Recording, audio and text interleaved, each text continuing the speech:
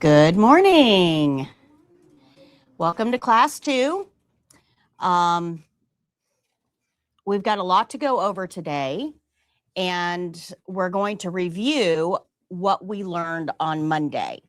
I know that I throw a lot of stuff at you very, very quickly. It shouldn't feel too hard, but it can feel a bit overwhelming. So at the beginning of each class, I review briefly what we learned the class before. Okay, so we'll do a brief review. But before we do that, I'm going to get your scores from chapter 1. So you should have read chapter 1 in the yellow book between Monday and today. You should have taken the test on page 181 of your spiral book. And then you should have graded it using the answer sheet at the very back of the book. Now, if you did not do that, it's no big deal. Just try to get caught up, okay? Remember that we're only here for 4 weeks, and we're already 1 week down. So when you get behind, getting caught up becomes a real problem because you just don't have a lot of time to work with. Okay, so just kind of keep that in mind. When I call your name, either say pass. If you didn't do it or didn't grade it or anything like that, just say pass, and I'll come back to you next week.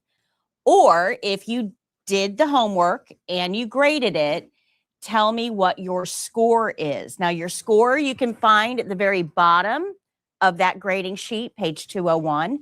It'll tell you if you missed 1, it's 95. If you missed 2, it's 90. Good. Every question is worth 5 points apiece. If you can't do the conversion, no problem. Just tell me how many you missed, and I'll do it for you. Ready? Delilah? Thank you. Jenny? Thank you. Isaac? Thank you. Fermana? Victoria? Kaylee? Thank you. Diana? Thank you. Naomi? Okay, am I saying that right? Yeah. Naomi? Okay. Andrea? Sarah? Thank you. Daisy? I'm sorry? 95. Teresa? Thank you. Christian? Thank you. Faith? Thank you. Okay, Jake, we need a whole complete setup, please. Muniz. And you just hold your hand up for him so he knows where to deliver all of that. That way you have the books. All right. Let me go back. Anybody have any questions on the questions that you missed? So during your homework, if you missed a question, do you know why your answer was wrong? I don't care that you got it wrong. I need to know that you understand why you got it wrong. Because when we get into clinical practice and we actually start using this knowledge on our patients, we really need to understand it at that point. So does anybody have any questions on the homework?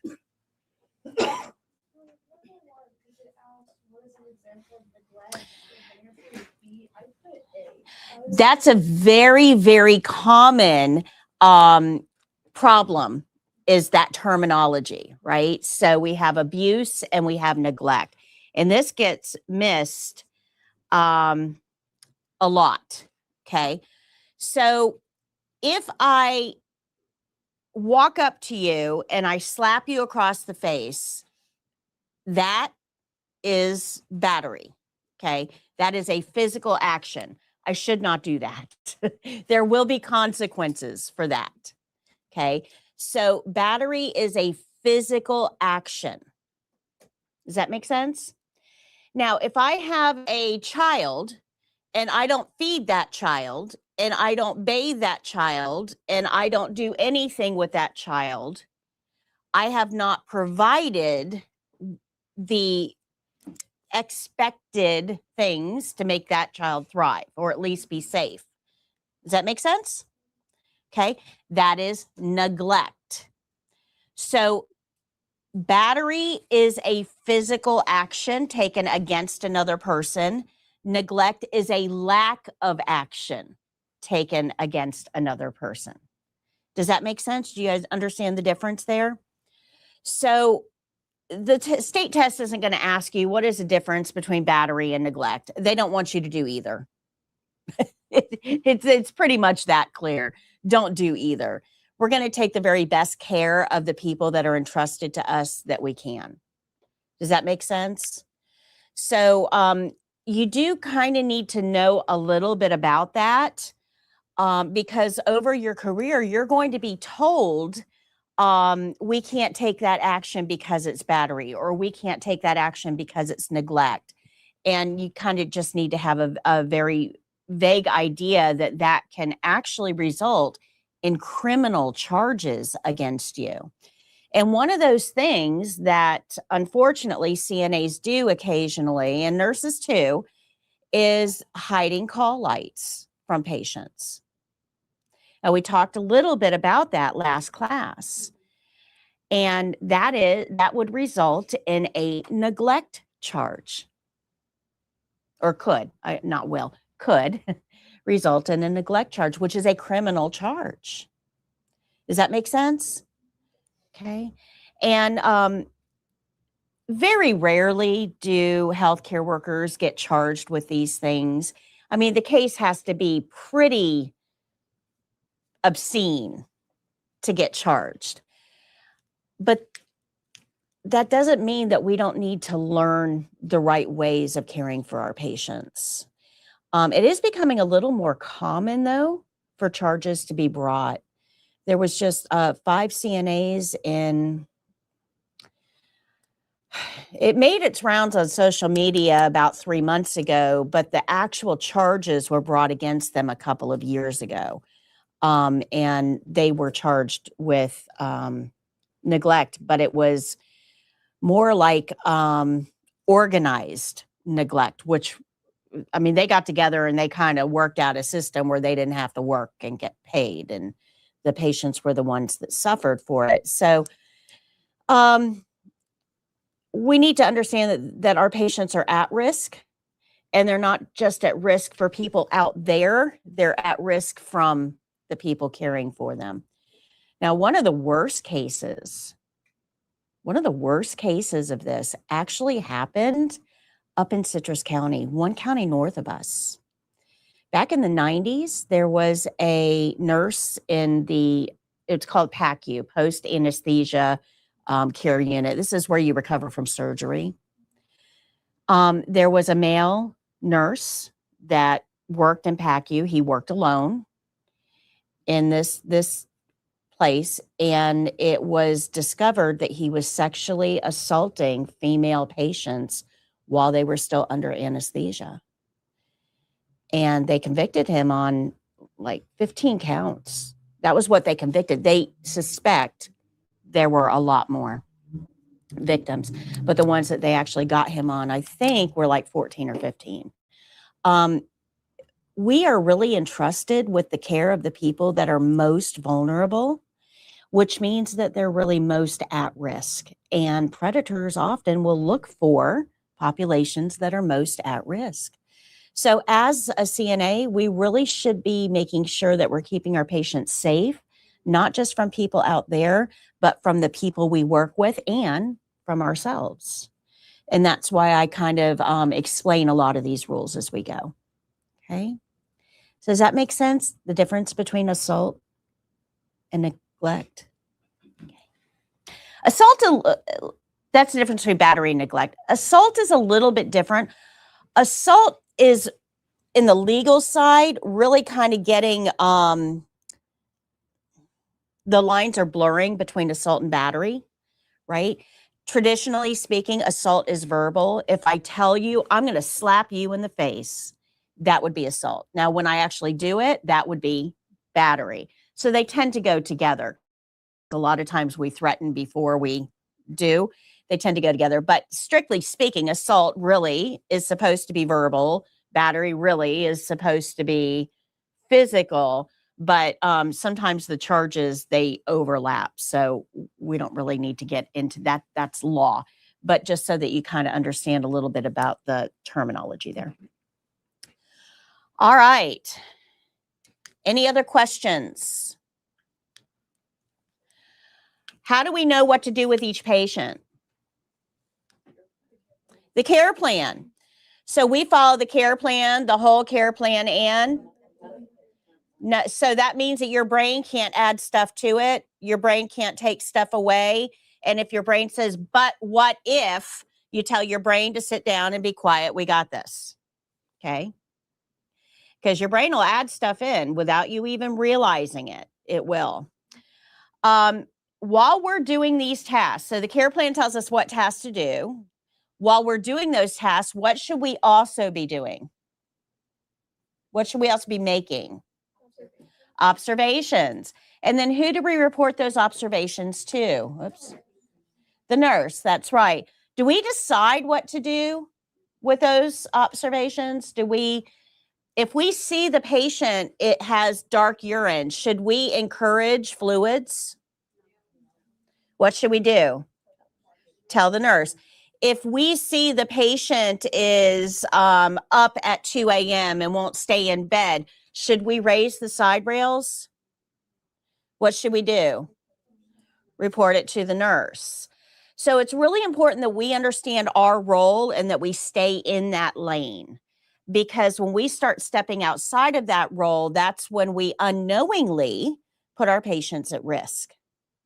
Because that patient who has dark urine may have advanced kidney disease. And if we give them more fluids, we can kill them.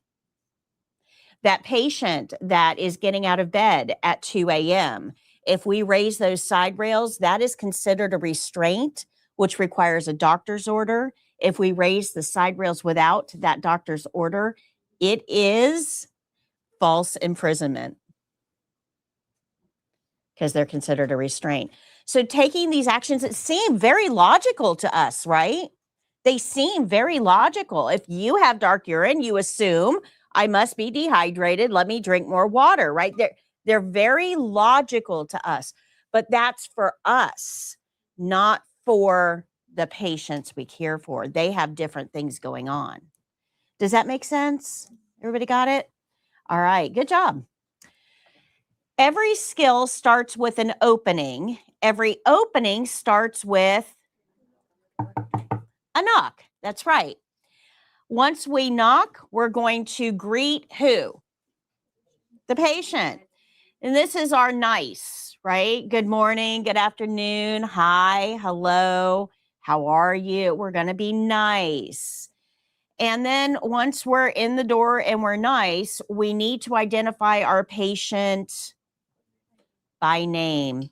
We're going to say, hi, Mrs. Jones, bless you, or are you Mrs. Jones, or can you tell me your name, please? We're going to identify our patient somehow. For the test, the easiest way is just to say, good morning, Mrs. Jones, and that works, okay? If I'm a little more concerned about my ability to identify my patients, I may ask them to state their name for me. This can happen. Sometimes you'll have adult patients, elderly patients that are twins. They're in the same facility. And it can be real easy to confuse them because they stay twins even when they're old. So in that case, I may say, can you please tell me your name? Because I don't want to get Ralph and Ronald mixed up. So go by your, what document would tell us what to do? Care plan. Go by your care plan. Good? Make sense? Okay, now that we know who they are, what do they need to know about us? Our name and title. And then we have to tell them what we're there to do. I am here to insert name of skill here.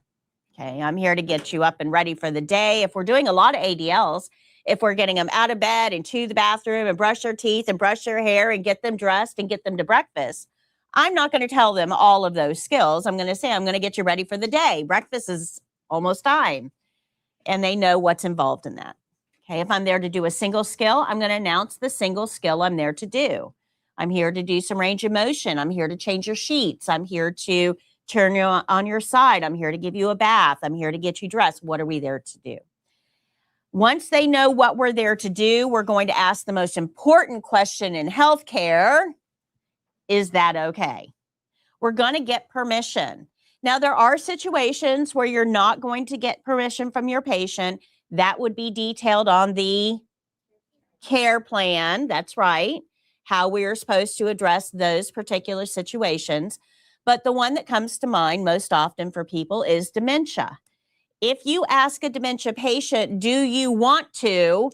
Your dementia patient is always going to respond with no. But let me explain why. Okay. We know this is going to happen.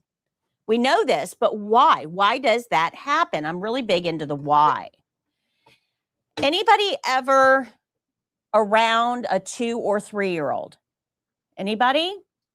Okay, if you're around a 2 or 3-year-old, you will notice that their favorite word in the world is no. This is a very big developmental milestone. And I love 2 and 3s. Those are my favorite age group. Out of all age groups, 2, 3-year-olds are my favorite age group because they are developing skills that they will rely on for the rest of their lives. This is the most fundamental period in somebody's life. But one of the things that they learn is autonomy. Up until age 2, they think they're part of you. Starting around age 2 or 3, they start to realize that they are not you. They are a separate entity from you, which means that, wait a minute, if I'm not you, that means that I am me. And I can determine what's going to happen to me by using a single word. No. This is when you start to develop your own autonomy, your own ability to regulate what's happening with you. Now, 2 and 3-year-olds, they get power hungry. They really do. They realize, oh my gosh, I got some power with this word. They're going to use it for everything. So with 2 and 3-year-olds, if you want to work with them effectively, you never ask them yes or no questions because they will always default to no. What you do is give them limited choice. Okay, do you want to put your shoes on now or after your breakfast? Now, we didn't give them the choice of not putting shoes on. We're letting them dictate when. That gives them that measure of control that they're learning to develop. So it helps identify that autonomy, and we're not squashing that, but we're helping it operate within the confines of what we need to get done. Okay, so if you understand that at 2 or 3, and we understand, this is the important part, that when you lose sense of control over yourself as an adult, you revert back to no. Somebody comes to put their hands on you, what are you going to say? No. You revert back to no when you begin to lose control over what's happening to you. Now, think about our dementia patients. Do they have any control over what's happening to them? So what is their favorite word going to be? No. So when we're working with dementia patients, instead of getting mad at them always saying no, quit asking them yes and no questions. You ask them, oh, see, it agrees. You ask them limited choice questions. Hey, George, it's shower day. Do you want your shower now or after we do our activity? If you give them limited choices, it helps them kind of wrap their head around that, oh, this has got to be done, but we didn't give them the option of not doing it. That wasn't one of the choices. Now, sometimes they'll still say no. That's usually because they're overstimulated. They don't understand what's happening and they're afraid. No comes from a place of fear in a lot of times. So reframe it, make them feel comfortable. Anybody in here work with dementia patients? Anybody? Yeah, I thought I had a couple that, okay. If you work with dementia patients, this is critical for you to understand. We don't like a lot of change in staff. When you're working with dementia patients, if you decide to go that route, you need to be committed, like not calling in every week. You've got to be committed because these people need consistency. Can you imagine for just a moment a total stranger coming into your house tomorrow morning that you don't know and trying to take your clothes off? How hard would you fight? You'd probably fight pretty hard. Now, even if you're in a place where you know you need help, this is a total stranger. You are not my normal person. It's bad enough that I've got to be bathed by my normal person, but I don't know you. And I am now afraid because you are taking my clothes off. So when we're working with dementia patients, it's really, really important to have consistency, not just with the schedules and the tasks and how we're all doing the tasks, but also within the caregiving force. Does that make sense? It's called continuity of care, and it's a very important consideration if you're going to be working with dementia patients. All right. So we have gotten consent. Once we get consent, then we pull the curtain. Now, why didn't we pull the curtain when we first walked in the room? And I see a lot of healthcare workers doing that. Well, when you walk into a patient's room and you automatically pull that curtain, what you're telling the patient is, I really don't care whether you're consenting. Does that make sense? You're kind of invalidating their ability to dictate their own how this is going to go. So we want to do all of this before we close that curtain. That gives them the feeling of control over what's happening to them. Does that make sense? Is that curtain clean? Oh, no. So what do we want to do after we close the curtain? We want to wash our hands. That's right. And then once we have clean hands, now we can go get our clean supplies. Now, again, this is something that I see quite often. People will go into a room for the test. They'll grab the supplies that they need because remember, you have to learn those supplies. And you're scared that you're going to forget a supply. So the first thing that you do when you start your skill is you just grab the supplies so you don't forget anything. Well, the problem is that you are touching those supplies that we are going to use on the patient and your hands have not been washed yet. And that's a problem for our patient. Does that make sense? So learn your supplies. Only get your supplies after you've washed your hands. Good? All right. Our cardinal rule here is do not touch the resident until your hands are clean. If you don't remember anything else from the opening, do not touch that patient until your hands are clean. This is a critical checkpoint. All right, then we're going to end every skill the exact same way.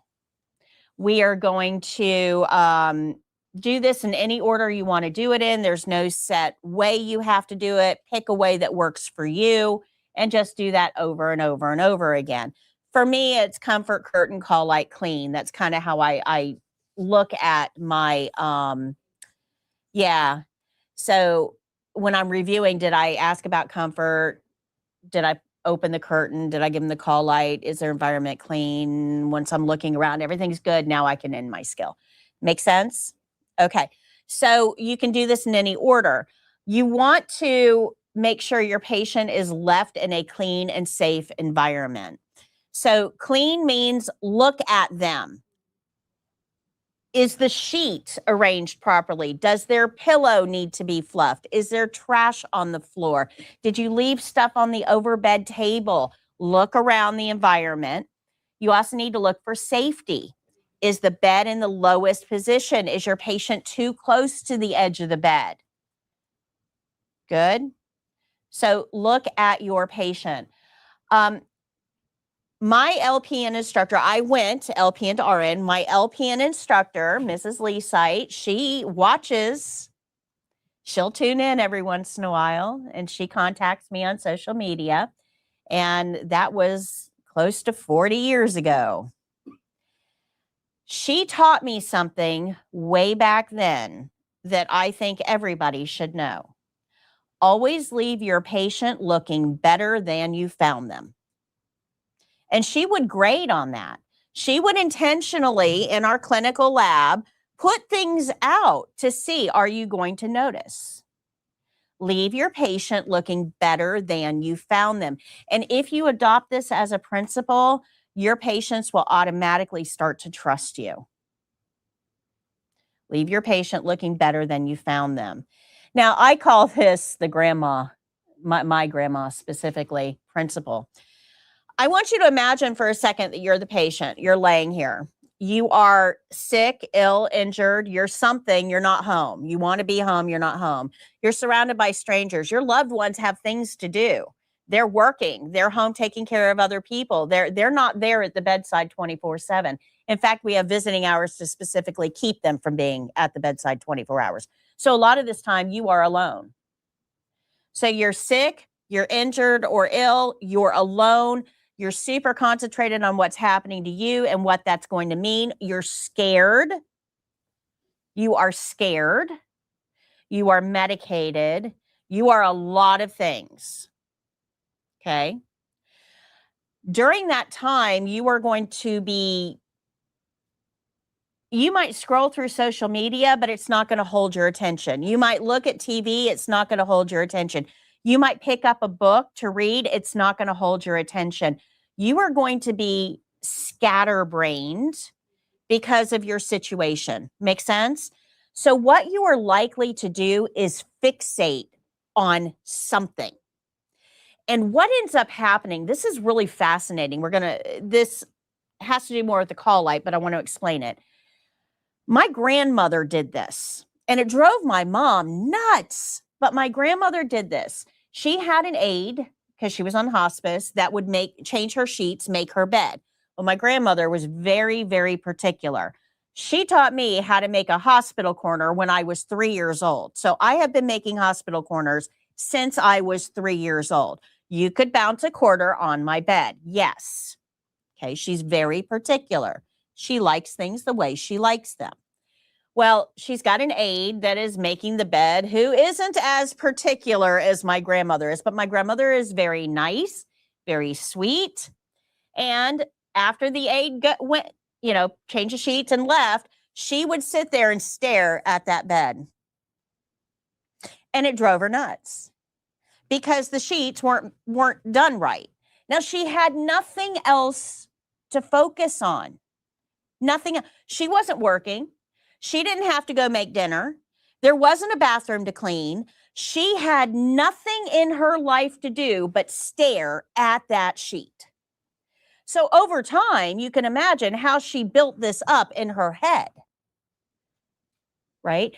Guys, your activities director, those are your best friends because they get your patients' minds off of whatever they're trying to fixate on. But this can look like this in a clinical setting. You go in, you do a skill, you rush out because you got to go take care of another patient. So you just get the bare minimum done. Are you okay? Everything good? Here's your call, like gone. Okay, you're out. You're going out. That patient will let you get away with that once or twice. But then what ends up happening is they lay there and they think to themselves, oh, I'm cold. It's cold in here and all I've got is a sheet. I'm cold, but they're so busy. I don't want to bother them. But wow, I'm cold and I have nothing else to think about. So now I'm really thinking about the fact that I am cold and now I'm starting to shiver. I'm just going to ask for a blanket real quick. Won't take much time. They hit the call light.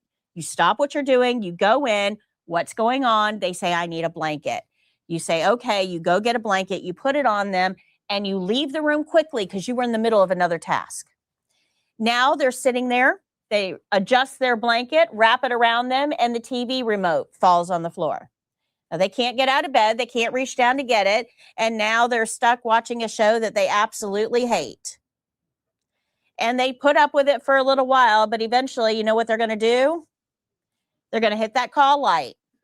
You come in, you give them the remote, you walk out, and then a little while later, they're like, wow, I'm really thirsty. I'm really thirsty, and they have nothing to distract themselves. So they hit the call light and ask for water. Water in means very shortly, we're going to have water out. So a little while later, they're going to get fixated on the fact that they have to pee. Have you ever tried not to pee when you're fixated on the fact that you have to pee? It makes you want to pee. So they're going to hit the call light again. So in the space of 30 minutes, we have 4 call lights. Now you have labeled that patient as a problem. They are misusing that call light. When in reality, they are fixated on things that are annoying them that they can't fix themselves. They're not misusing the call light. They're using it for what it's supposed to be for. The way you fix this is make sure that everything you can do with that patient is done during the closing. Mrs. Jones, is there anything else I can get for you while I'm here? Would you like a drink? Are you warm enough? Do you want a blanket? We want to address everything we can to keep that patient off of that call light as long as possible. If you are rushing through your closing, your patients will be a problem for you. My grandmother was a problem for my mother because she would fixate. Does that make sense? So yeah, I get it. I understand how annoying this can be, but I'm giving you the key to solving it as well. Your activities directors are your best friend. I'm telling you, a good activity director can wear out a patient and they'll sleep well at night. An activity director that parks them in front of a TV, that patient's not going to sleep very well. They're going to be on that call light all night. Okay, good. Bed must be in the lowest position. We'll talk about this a little bit later on in the program, but just remember your bed must always be in the lowest position. We're going to ask them, are you comfortable? We want to hear this word during the state exam. Are you comfortable? It's an important word. And we're not just talking physical comfort. We're also talking emotional comfort. If the patient needs to talk, we're going to talk. We're not going to shut them down. We're not going to turn away from those uncomfortable conversations. You're going to have some questions on the state exam that are communication questions. This is on the written part of the exam, and I have a whole guide that covers communication questions.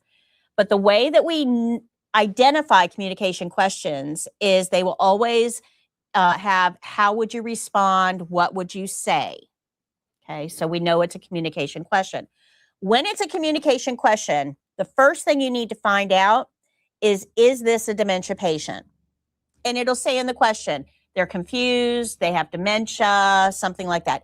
If they're a dementia patient, the answer, very easy, distract them.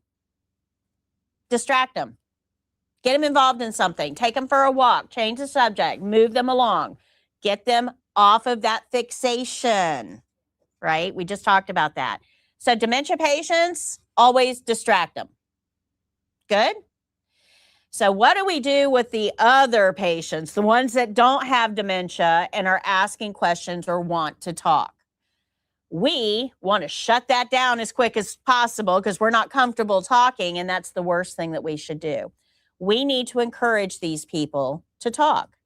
So it's, we call it reading the room, R-E-A-D. You've heard that term, right? Read the room, right? R-E-A-D, read the room.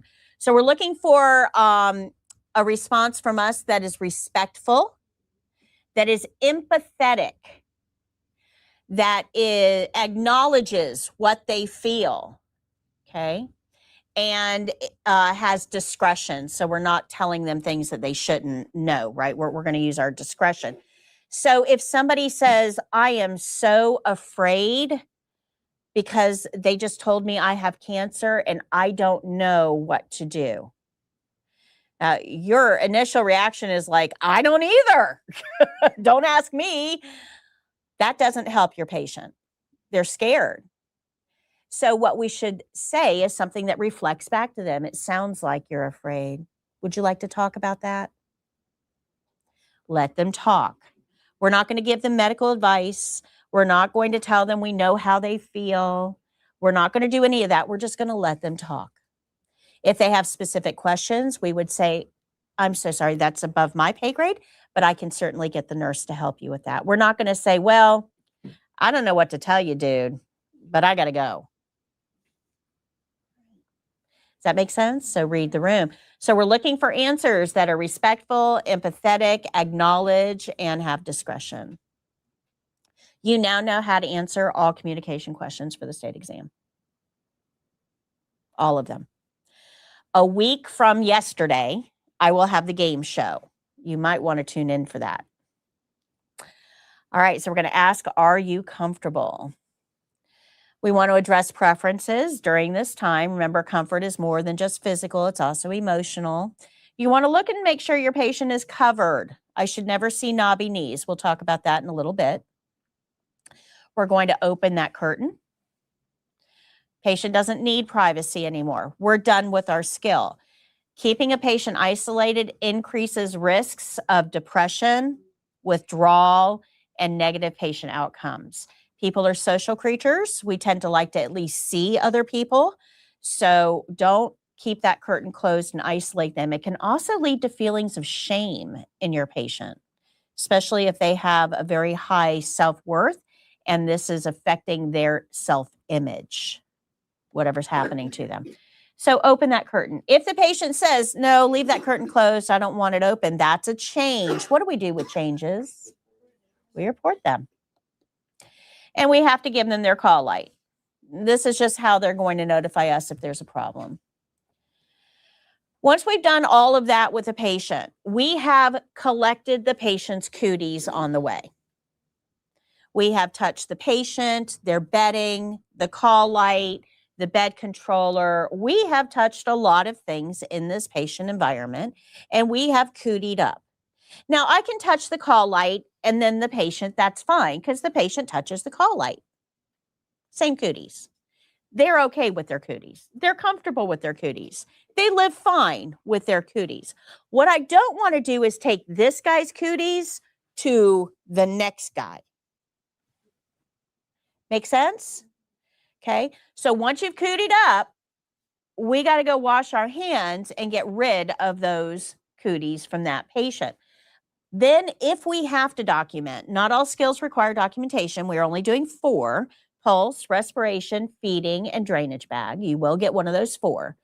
But once we have completed our documentation, then we want to wash our hands again, because our most important rule here is to end skill with clean hands.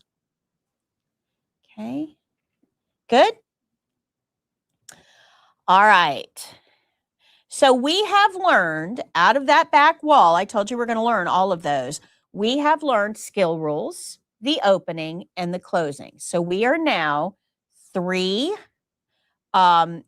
principles down.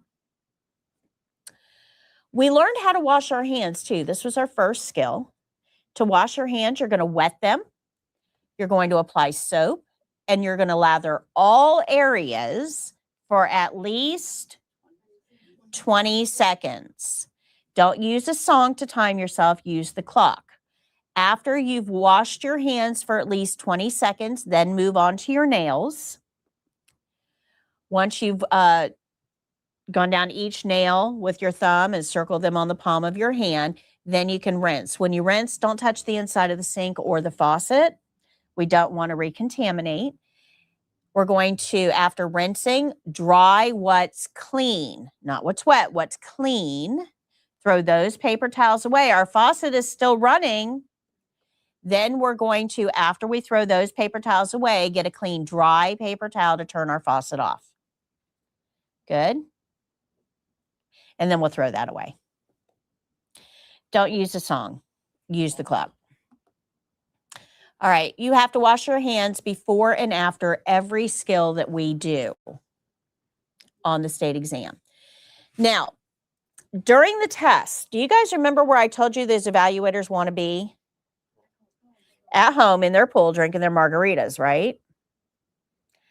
Okay, how many people are testing on a testing day? You guys remember that?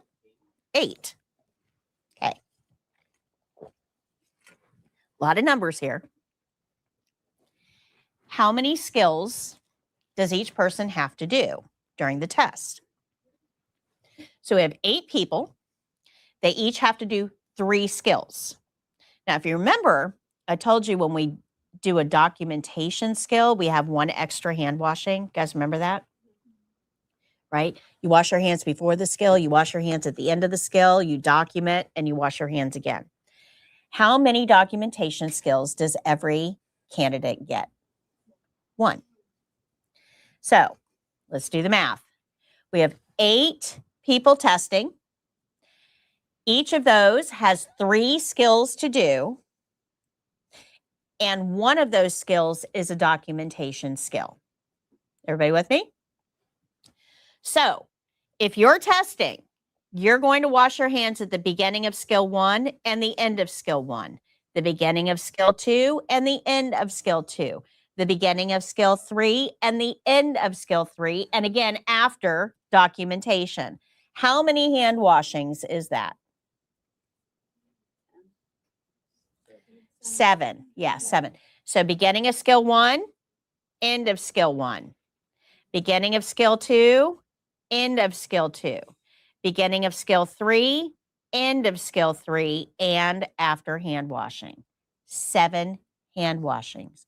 How many people are there to test? So if you multiply 8 people by 7 hand washings each, you get 56 hand washings. That means that those evaluators have to watch 56 hand washings. Where do they want to be? At home in their pool. They do not want to watch you wash your hands 7 times. So after your first skill is done, when you're all done with your first skill, you're physically going to go to the sink and you're really going to wash your hands with real soap and real water and real paper towels and the whole 9 yards on your first skill. After that skill is done, though, they're going to tell you you can simulate hand washing. And simulate just means say. So instead of going to the sink, turning it on, wetting your hands, getting the soap, lathering up for 20 seconds, cleaning your nails, rinsing, drying your hands, throw that away, turn the faucet off. Instead of doing all that, you're simply going to say, I would wash my hands here. Simulate means say. You don't have to say all the steps. I would wash my hands now. Good? Make sense? So after the first skill, you're really going to wash your hands 2 or 3 times, depending on whether it's a documentation skill. You're going to wash your hands 2 or 3 times physically for the test. But after that, you'll just be able to say, I would wash my hands here. Good? That gets those evaluators a little closer to their pool. Can you imagine how boring that job would be? Your whole job is just to watch somebody wash their hands over and over and over. And that would drive me nuts. I am not that kind of a person. I can't, I need to solve. If I don't have a problem to solve, I'll create a problem just so I have something to solve. So that is not my job. Any questions on simulating? Let's talk a little bit about hand sanitizer. This is Jeremy. Jeremy is my hand sanitizer. And we're used to using hand sanitizer in the general population now. Regular citizens have access to this stuff. We buy really nice scents. You know, you can find this everywhere now. And it works well, but it works differently than hand washing. And we need to understand that. When we wash our hands, when we physically are at the sink washing our hands, where do those germs go? Down the drain, right? So when we've washed our hands, we are coming out of it with hands that are relatively without contamination. Not totally, but relatively. When you use hand sanitizer, where do those germs go? They don't pop, pop, pop into the air. You have killed them, but they stay on your hands. So if you're in the line at McDonald's and you squirt a little hand sanitizer on your hands before you eat those French fries, because boy, are they good, you are eating those French fries with a side of dead E. coli. Yep. Not much more appetizing than live E. coli. It won't hurt you, but not much more appetizing, right? If you are going to bring your hands up near your face, you really should have them as germ-free as possible. So if you're going to eat, drink, smoke, or talk on the phone, should you use hand sanitizer or should you wash your hands? You should wash your hands. Does that make sense? Good. Now, the real problem with hand sanitizer is that you don't use it correctly. When we use hand sanitizer, we usually do something like this. We get a little bit and I'm done. Okay. In order to use hand sanitizer correctly, your hands need to remain wet for at least 20 seconds. Where did we hear that before? Yeah, hand washing. It's the same amount of time. So if your remember how long 20 seconds was? It was quite a bit of time, right? So if your hands do not remain wet for at least 20 seconds, you're probably still harboring a few pathogens. Now, the other problem is, let's say I use enough, I get quite a bit, and I start rubbing, right? This is what we do when we put on hand sanitizer. I want you to notice all the areas I'm missing, right? I didn't go down here. I didn't do the backs of my hands. I didn't get in between my thumb and index finger. I might do this on my palms, but I'm not doing it on the back side. We just get a little bit of hand sanitizer. We rub our palms together, interlace our fingers, and we think we're done. And yet we still have a lot of pathogens left on our hands. This is particularly important when we're working with patients because that will let us take this person's cooties to the next person. Now, let's talk about that next person. They're already ill, injured, sick, not home. So their immune system is currently pretty busy. So if we import pathogens to this patient, if we bring them extra, their immune system may not have what it needs to fight off this new invader because the resources are already being used somewhere else. You're asking the patient to fight two wars. And chances are it's not going to be successful. This is why we really pay a lot of attention to infection control in a clinical environment, because it's not what the patient brought in with them that's the problem. It's the fact that we take the sickest people in our community and put them all in one place and then have people like you going in and out of those rooms. It's very easy for us to take pathogens from this patient and export them to another patient if we aren't using our tools correctly. Does that make sense? Good? Okay. So if you have visible stuff on your hands, body fluids, anything visible, you need to wash your hands. Don't use hand sanitizer. Wash your hands. Any questions on hand sanitizer? Now, I'm just as guilty, guys. I have hand sanitizer in my car, and yes, I spray it when I'm in the drive-thru. But it's a good thing to kind of think about, okay, what pathogens have I touched today that I'm willing to eat dead? When you start thinking about it on those terms, you'll park and you'll go in and you'll wash your hands because pathogens are bad news. All right, so we've mastered these three. Now, we're going to move on to our first real skill today. And unfortunately, because we're learning a real skill, that means that we have to learn some new principles that tell us how to do that real skill. So these are all of the principles that we are going to learn in this class. There's 11 of them. They're big behind you, the big banners. You have them in your book on page 25 as well. All of these are listed out on page 25. But there's 4 in particular that we have to pay really close attention to. And those 4, 3 of them we already know, are going to apply to every single skill that we do. Doesn't matter what skill we do. We have to follow the care plan. We have to do the opening. We have to do the closing. And we have to evaluate if we need gloves. Now, the easiest thing to do is to put on a pair of gloves every time you walk into a room. It's a no-brainer. You don't have to think about it. You just walk in a patient's room, doesn't matter what you're there for, you put on a pair of gloves.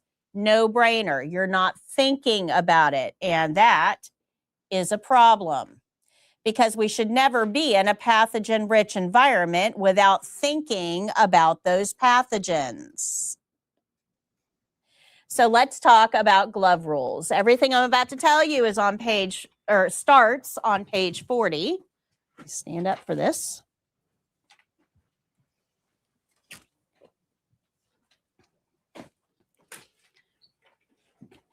These rules are going to apply to every single skill. Every single skill. And the notes for this are on page 41. So you don't need to take notes. But in order for me to explain this concept to you, we're going to look at something that has nothing to do with healthcare. We're going to look at something a little more universal. We're going to look at a sandwich.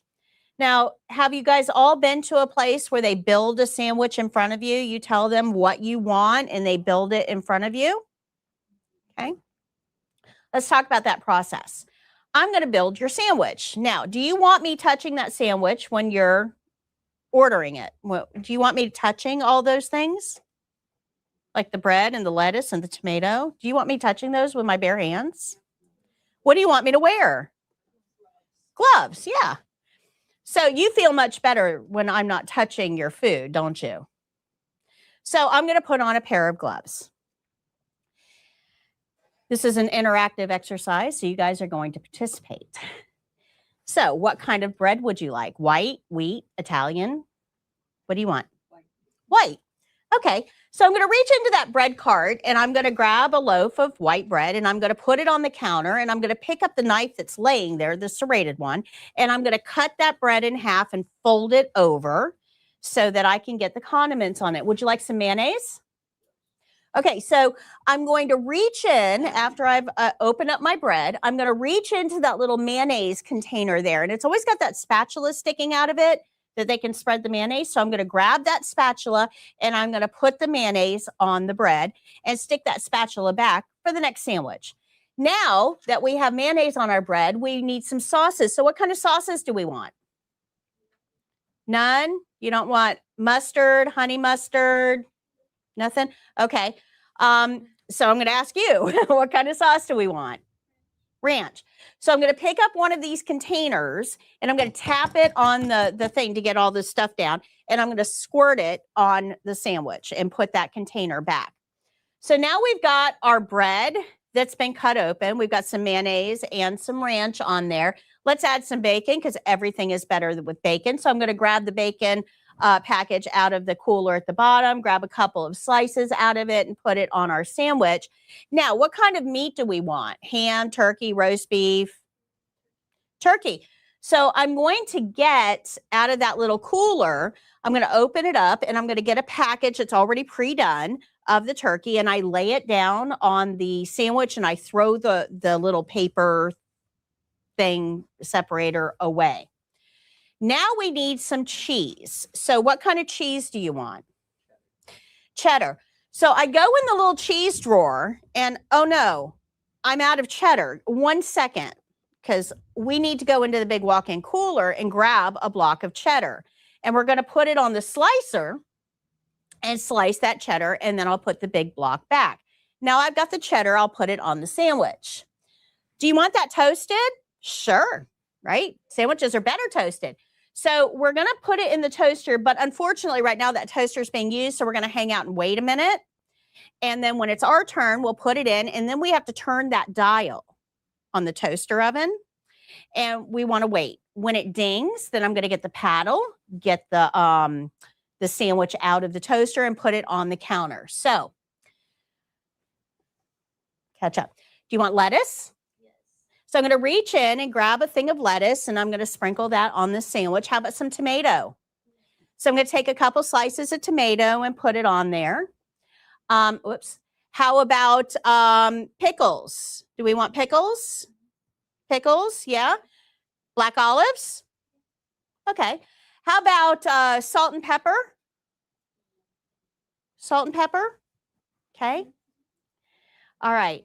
Then I'm going to take that knife and shove it inside that, because man, we have loaded that sandwich up, guys. I'm not going to be able to close it. It's too full. I'm going to shove that knife inside that sandwich. I'm going to fold it over, pull the knife out, and then wrap it up. And then I'll put it in a bag and walk over to whatever payment thing I've got to do and type it in. Okay. And now I'm going to hand you your sandwich. This was a real sandwich. I took every one of those pictures, and yes, I ate that sandwich, and it was delicious. We'll talk about that in a minute. But did those gloves do what you thought they were going to do? Now, every one of you, I want you to remember, just a few minutes ago, every one of you said you wanted me to wear gloves. You wanted me to wear gloves. Did those gloves do what you thought they were going to do? Then why did you want me to wear them? Okay, because you had not stopped to think about all of the things those gloves were touching. If you think this affects food, imagine what it does in healthcare. That's the problem with gloves, is we put them on and we turn our brains off. Okay?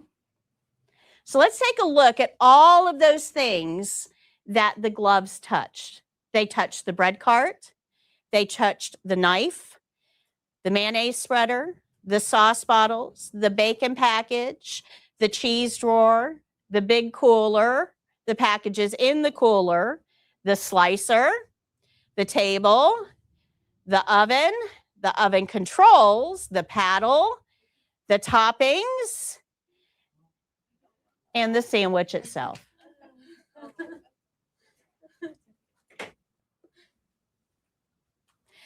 So in order to figure out if those gloves were effective, we kind of have to figure out who those gloves are really there to protect. Now, if those gloves were being worn to protect the sandwich worker from touching anything, were they effective? Sure, that sandwich worker did not touch anything, so they were effective. If those gloves were being worn to protect the sandwich, was it effective? No. So, okay, that means that gloves aren't like a magic suit of armor.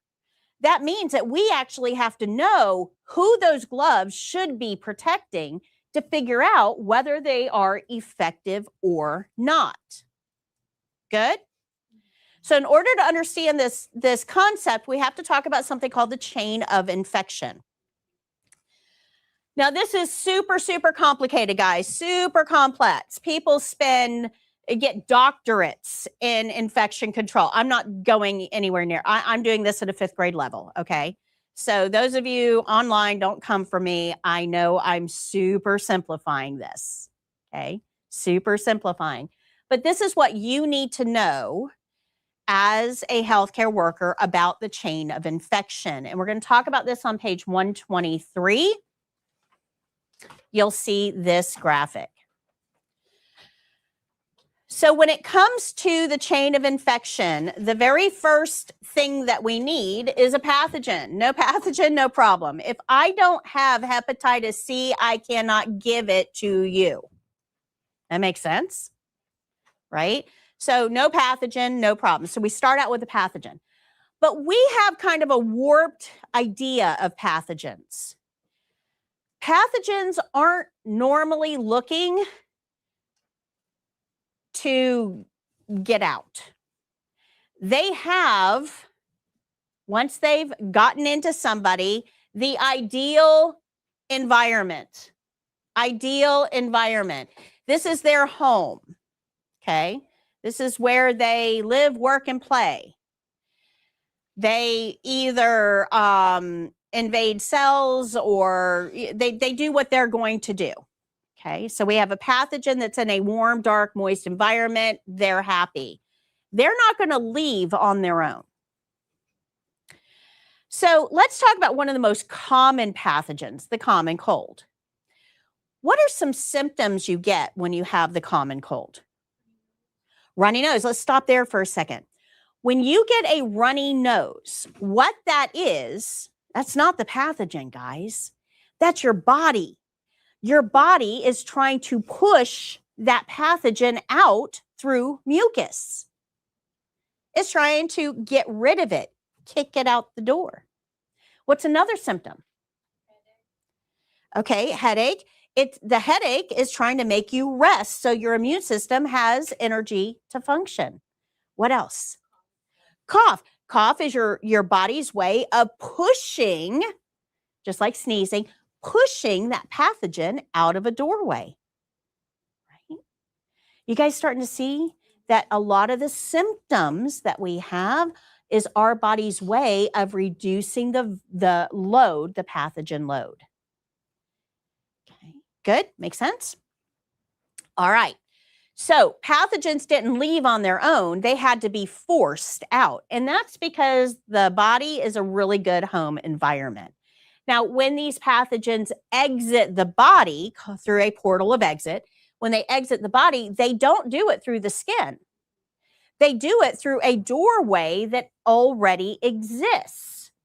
So any part of your body where fluid can come out on its own, eyes, nose, mouth, genitals, rectal area, a wound, a rash, a sore, or an incision, those are called portals of exit. Those are areas that our pathogen can leave the body, but it doesn't leave through the skin. It doesn't, pathogens don't have little jackhammers where they can like go through the skin. It doesn't work that way. They have to go through a doorway. Just like every one of you guys, when you came into this room today, you did not Kool-Aid man your way through the wall. You came in through a door. Pathogens, same thing. So if we are going to be working around any one of these doorways, we need to know that if the patient has a pathogen, this is how they're going to get out. If I'm going to be working around skin, do pathogens get through the skin? No. So touching skin, no risk. Touching eyes, risk. Do you guys see that? Good so far? All right. So this doorway out of the body is called a portal of exit. And for the most part, these pathogens kind of have to be forced out, okay? Coughing, sneezing, runny nose, urine, feces, right? We're forcing this stuff out. Wounds, rashes, sores, those kind of ooze a little bit, you know, it's not as active of a force. And then incisions, hopefully, are closed up. So that's why we suture them or staple them. All right. But once we have this pathogen that was living in a body that made its way out somehow, now we have a pathogen in the wild. Now, the good thing about pathogens in the wild is that most of them don't live very long outside of a human body. Most. There are some that do. There are some that can remain inert on a surface for a very long time. But usually, they only remain active as long as whatever they're in is wet. So dried secretions, generally, your pathogen, most, don't come at me, I know. I get comments all the time. This is the 5th grade version, guys, okay? 5th grade version. Most pathogens do not live long outside of the human body. Good so far? But the thing that I need you to understand is pathogens that are outside of the body in liquid don't move on their own. They don't move on their own. If I have this patient who has bled from an incision that came open onto the sheet, and I'm standing over there, that pathogen that is on the sheet is of no risk to me. Pathogens don't travel on their own. They specifically don't fly in the air, except for a very, very, very few cases. In most cases, pathogens have to either flow or float. Okay, flow or float. Let's talk about the float. So there are some pathogens, very few, that can hitch a ride on mucus droplets. Now, mucus droplets in the air are very heavy. They're going to fall within like 3 feet. So as I'm standing here talking to you, little tiny bits of mucus are coming out of my mouth as I'm talking. Very natural, very normal. It happens to everybody. And it's only going to go out about 3 feet, which is why you guys are all more than 3 feet away from me. Good, because I'm talking a lot. So all of this mucus is just going to go out about 3 feet max and then fall. That means that every area around me in 3 feet of all directions, if I have a droplet disease, could be affected. Do you guys remember way back in COVID? We were told to stand how far from each other? So that means 3 feet for me and 3 feet for you. That 6 feet wasn't arbitrary. Pretty cool, right? Okay, so there are some pathogens that spread through this mucus droplet, and the common cold is one of them. Okay, so if I sneeze or cough and that mucus comes out and it lands, you don't want to touch it when it's wet because it probably still has pathogens on it. Now, there's another type of pathogen that kind of looks like this, but it's way smaller. I mean, teeny tiny, beyond microscopic, smaller, super light. Those can actually float in the air, not on mucus. They float in the air itself. Now, measles is one of those. So if I have measles, and I'm contagious with measles for 2 weeks before I even know I've got it, before I start to get the first rash, the first symptom, the first anything, I have measles and I'm spreading it to everybody I breathe on. So with measles, if I have measles and don't know it yet, and I walk through an airport, everybody that's breathing that air is now exposed to measles. So airborne pathogens, really hard to control. Really hard to control. We got to block access. Like we have to put up actual barriers of access if it's an airborne pathogen. So we start filtrating the air. We put up screens between you and me. I wear a mask, you wear a mask, and we're putting up as many barriers as we can between the air that you breathe out and the air that I breathe in. Make sense? The name of the game here is just to block access as much as we can. Probably not going to be perfect because it's in the air. But remember, pathogens don't live very long outside of the human body. Now, when COVID first came around, we didn't know how this traveled. We didn't know, is it in the air? Or is it droplet? Or is it bloodborne? Which means you can only get it if you have contact with somebody else's blood. We didn't know It was brand new. It didn't come with a manual. We kind of had to figure it out. So we start with the worst case scenario and we erect barriers, as many barriers as we can get between you and me to try to slow this thing down. Now, once we figured out, okay, it's not airborne, we can safely rule that out. It's droplet. Then we started telling people, okay, at least stand 6 feet apart from each other. Okay. Make sense? Good? All right. The other way that pathogens travel, and the most common way, is through body fluids. Through body fluids. So these are going to be things like your MRSA, your hepatitis, your HIV, your bacterial infections. These are kind of the run-of-the-mill, we've been living with these for a long time type of infections. Okay, good. Those people can't breathe on you and give you anything because this has to spread through body fluids, not through air currents. So you aren't going to get hepatitis by breathing somebody's air or even being next to them when they sneeze. It has to be blood-to-blood contact. Make sense? So we have to understand that not all infections are spread the same way. They're not all equal. So if we're just wearing gloves the same way for everybody all the time, we're treating these infections like they're equal and they're not, which means there's an opportunity there that pathogen can exploit. We're putting ourselves at risk. Good? All right, so we have a pathogen that's out in the open. It is in fluid. That fluid is still liquid. We've got a pathogen in the open.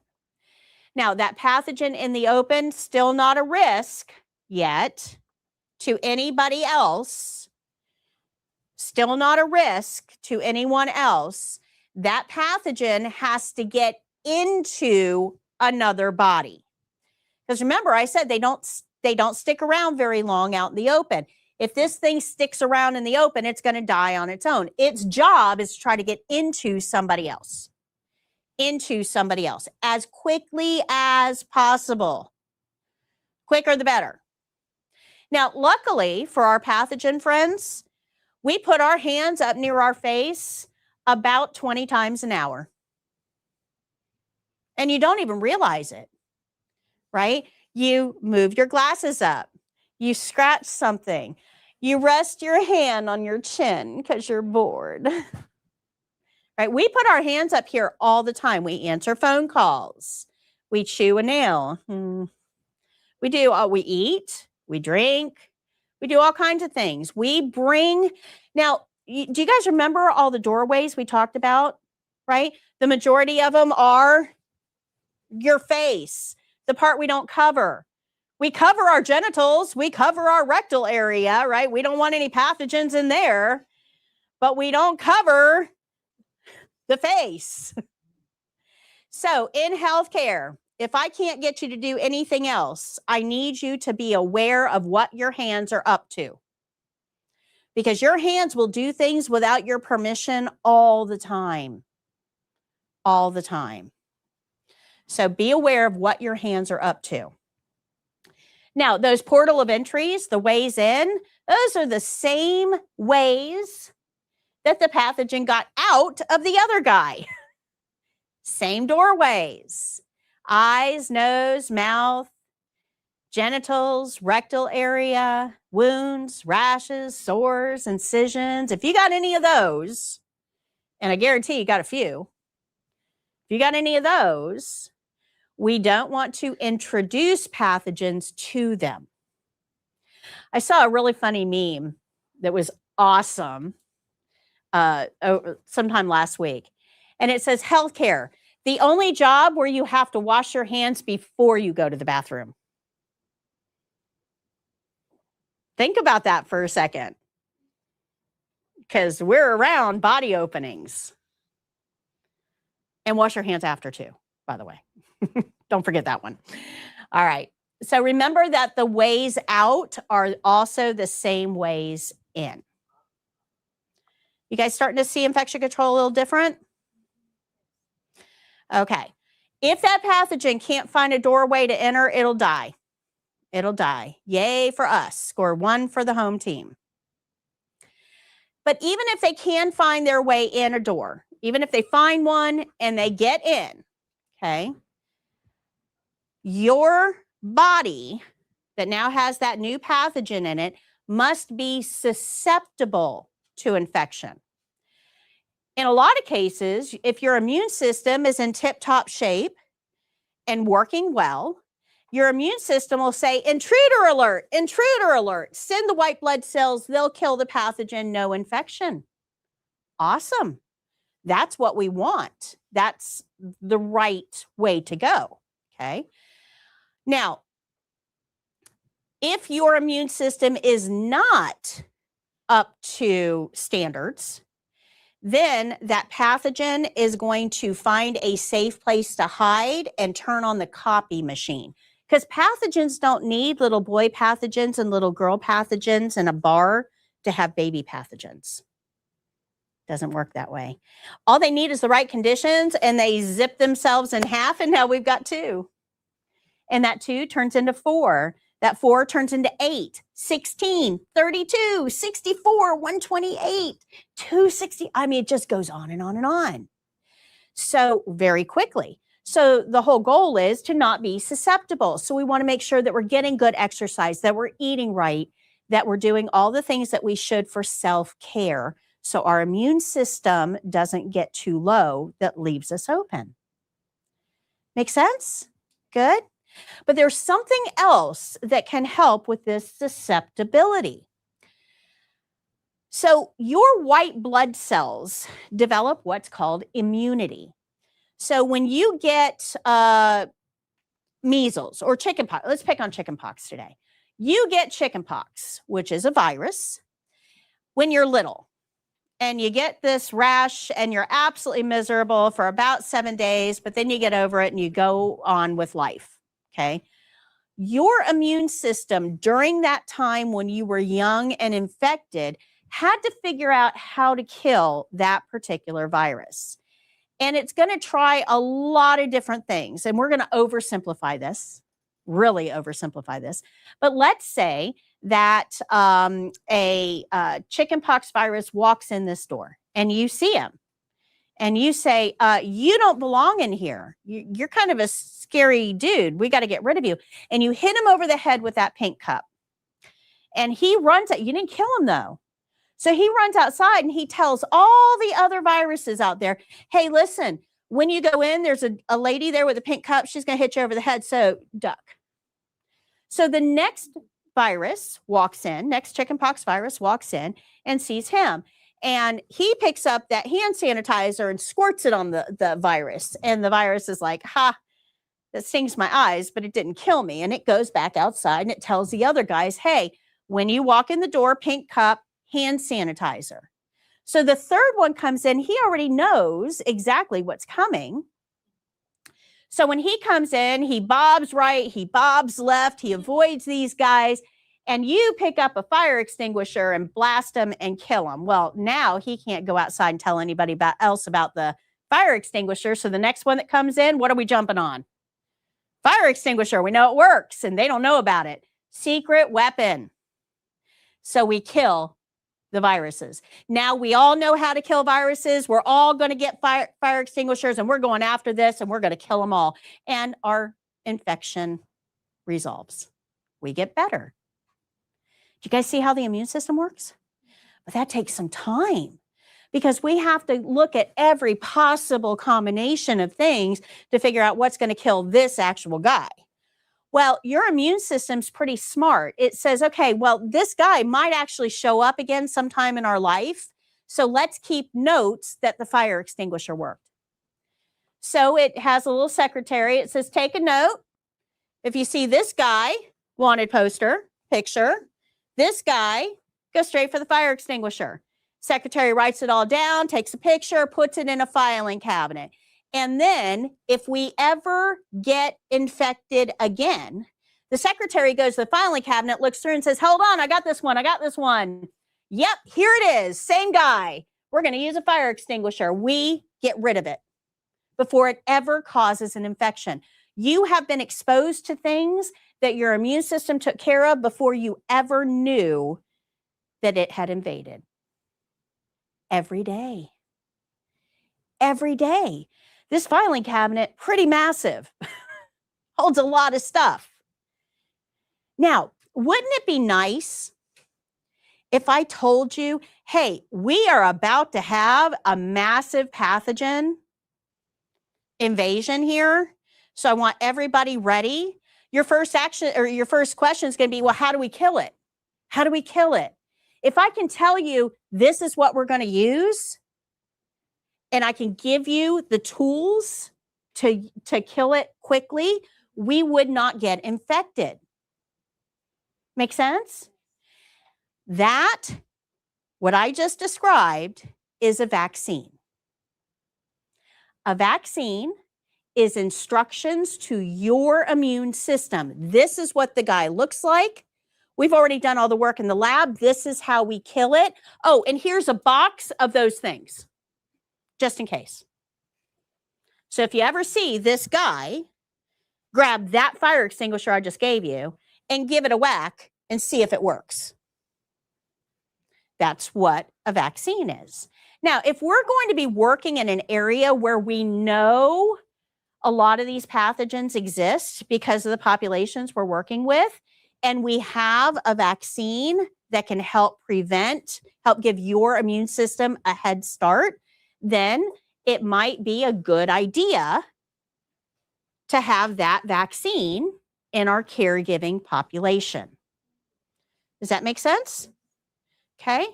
So not everybody is in favor of vaccines, and I'm fine with that. That's a personal choice, but understand that you are putting yourself at risk by working in that environment without extra protection. We think nothing of wearing gloves, right? We think that the gloves are going to protect us, and yet we understand now that gloves don't always provide the protection we think they do. But we're hesitant about using the things that do provide protection. So just keep that in mind as you're making your decisions and talk to your doctor about what's best for you. Good? Make sense?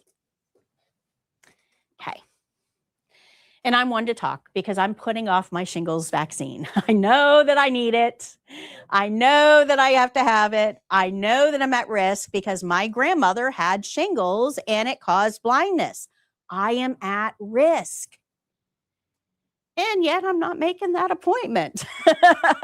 I get it. I get it. I'm, just as guilty. I don't want it either. But you have to weigh your own individual pros and cons. Good? Make sense? All right. So the whole idea here is that we want a healthy immune system that is trained well to fight against the invaders that we are going to be exposed to. That's really what the name of the game is. But let's talk about healthcare itself, okay? Remember that pathogens need a home to survive. They don't live on surfaces very long. Most, some do, but most don't. We tend to be more concerned about the pathogens coming out of this patient. Rightfully so, right? They're sick. Their pathogens made them sick enough to be here. I'm afraid of these pathogens. I don't want these pathogens. And that's kind of what we focus on, okay? And yes, we should be focused on that. And we should try to limit the exposure for sure. But out of this patient and me, out of us two, the one that's really at risk here is not me. I have a healthy immune system right now. Who's the one really at risk? The patient. Why? Because they're already infected with something else.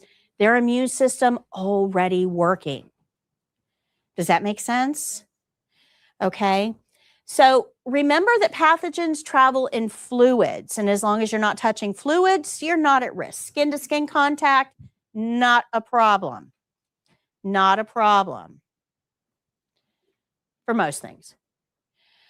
This is why we wash our hands before every encounter to keep ourselves from bringing pathogens to this patient, anything extra. We wash after the encounter to wash off this patient's pathogens. And as long as it's just skin-to-skin contact, that's all I need is good hand washing. It protects my patient and it protects me. Good? Good. Body fluids are something different though. Now, body fluids, when you expose yourself to body fluids through skills or accidents or whatever, remember that this is how most pathogens are spread, is in liquid. So when we have access to body fluids, we probably want an extra layer of protection. Because remember, your hands do things without your knowledge all the time. So that extra layer of protection, and this is what most people get wrong. I'm going to explain why gloves are not the magic suit of armor you think they are in just a minute. But this is what most people get wrong. The reason that you're wearing gloves, guys, is not really to block access of that pathogen to you. It's to prevent you from bringing your hands to your face. Remember, these are most of our body openings. You will take your hand to your face without even thinking about it, but you would not put gloves on your face. It's a visual reminder to keep your hands away. Does that make sense? Okay. So remember, an infection can only happen when we have a pathogen that has forced its way out of a patient through a doorway. It has then traveled somehow to a new person, gotten into their doorway, and they're susceptible and their immune system can't take care of it. That is the only way an infection can actually happen. That's a lot of steps, guys, and we got a lot of opportunities there to prevent that infection. Lot of opportunities.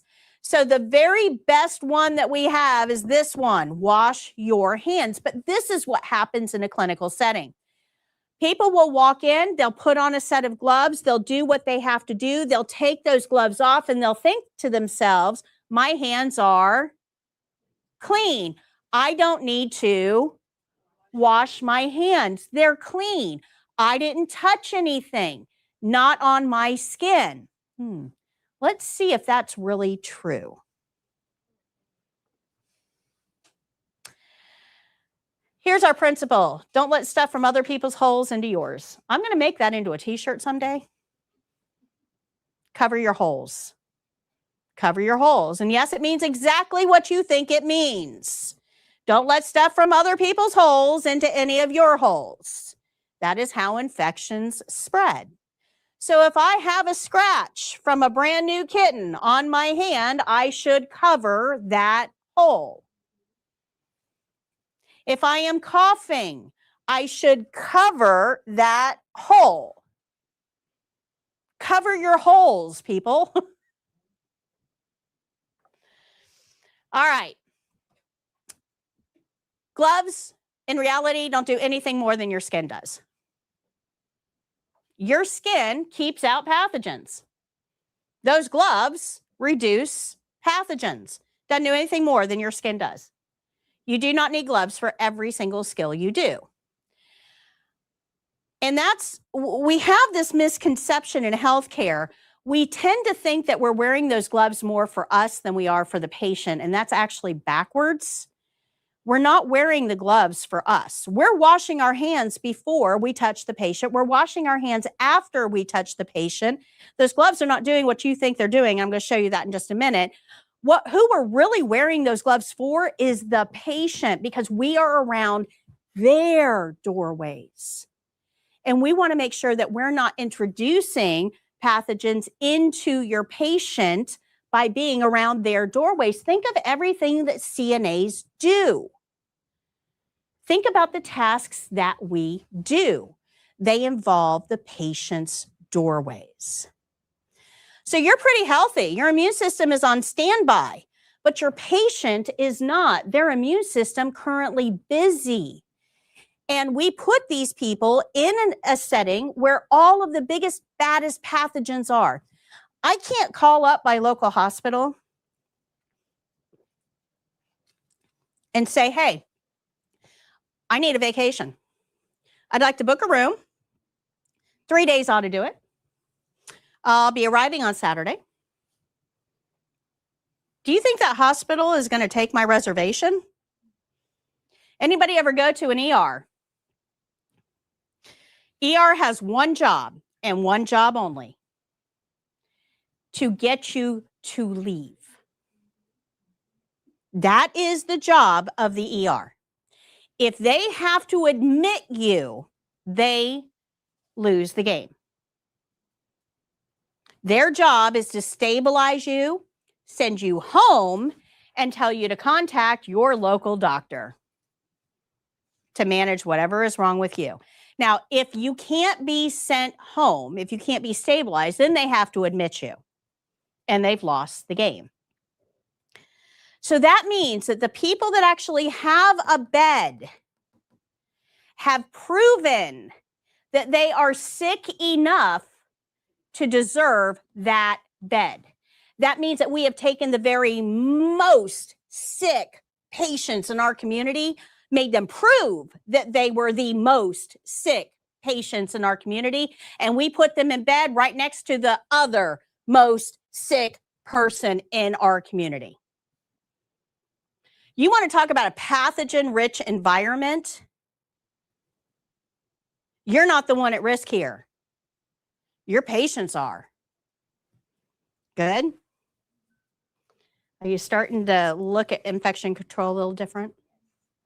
Okay. So if our white blood cells are busy fighting this invader, who's left to take care of those? Now, this is pretty serious, guys. Anybody here ride roller coasters? Anybody ride roller coasters? Okay. So you stand in line for about an hour and a half to get on a new roller coaster. You get to the front of the line, they strap you in, bring over the bars, buckle the buckles, they've got you all situated in. And then right before this thing starts to take off, the guy says, just so you know, one of you is going to fall out. Have fun. See you in a bit. Would you want to stay on that roller coaster?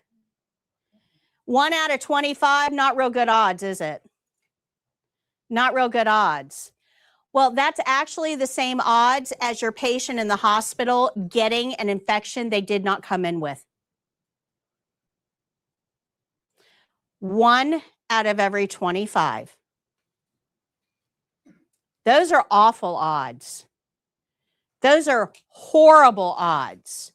And the real tragedy here is it's probably not the pathogen that brought them in or the condition that brought them in that's going to kill them.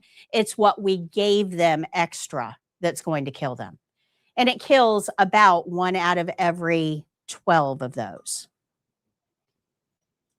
So congratulations, you survived your car accident. Good job. We put you back together like Humpty Dumpty. Good job. But that MRSA infection that you got in your leg, yeah, that's what's going to do you in. Sorry. We wore gloves. We didn't wash our hands. That's what this is all about, guys. It's about figuring out how to adopt our practices to keep our patients safe from us. Good? Good. So when we're a CNA, these are the things we're helping our patients with. And a lot of these things involve their holes. We are around more holes as CNAs than anybody else. So this is why this is really, really relevant to us. When we're bathing, when we're feeding, when we're doing mouth care and denture care, when we're doing peri care and catheter care, when we're helping patients with toileting and bedpans, we are around their holes. And if we're not careful, we will allow pathogens into these places that could ultimately take their lives. Good. Good.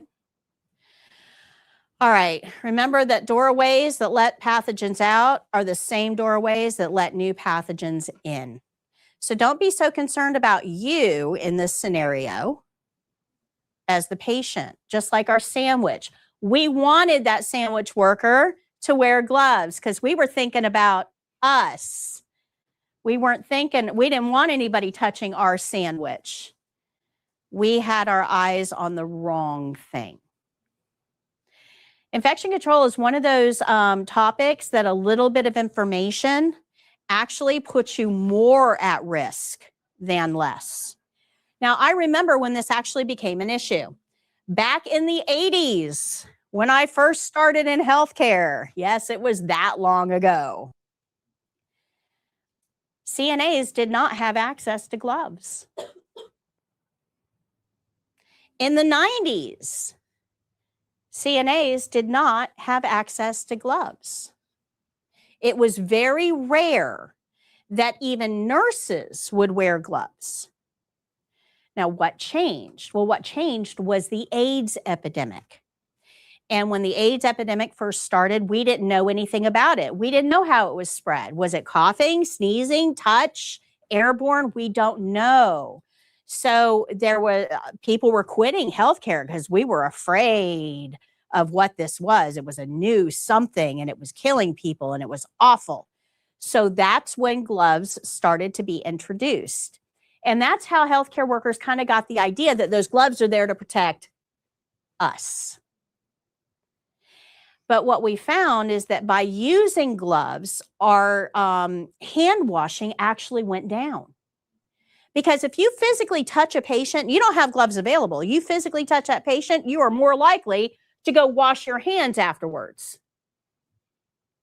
Does that make sense? So what we thought we were doing, a good thing, actually ended up putting everybody more at risk. But let's talk just a little bit about those gloves themselves, okay? So when we're going to decide to wear gloves, we have to ask ourselves a couple of questions. First, am I going to touch body fluids?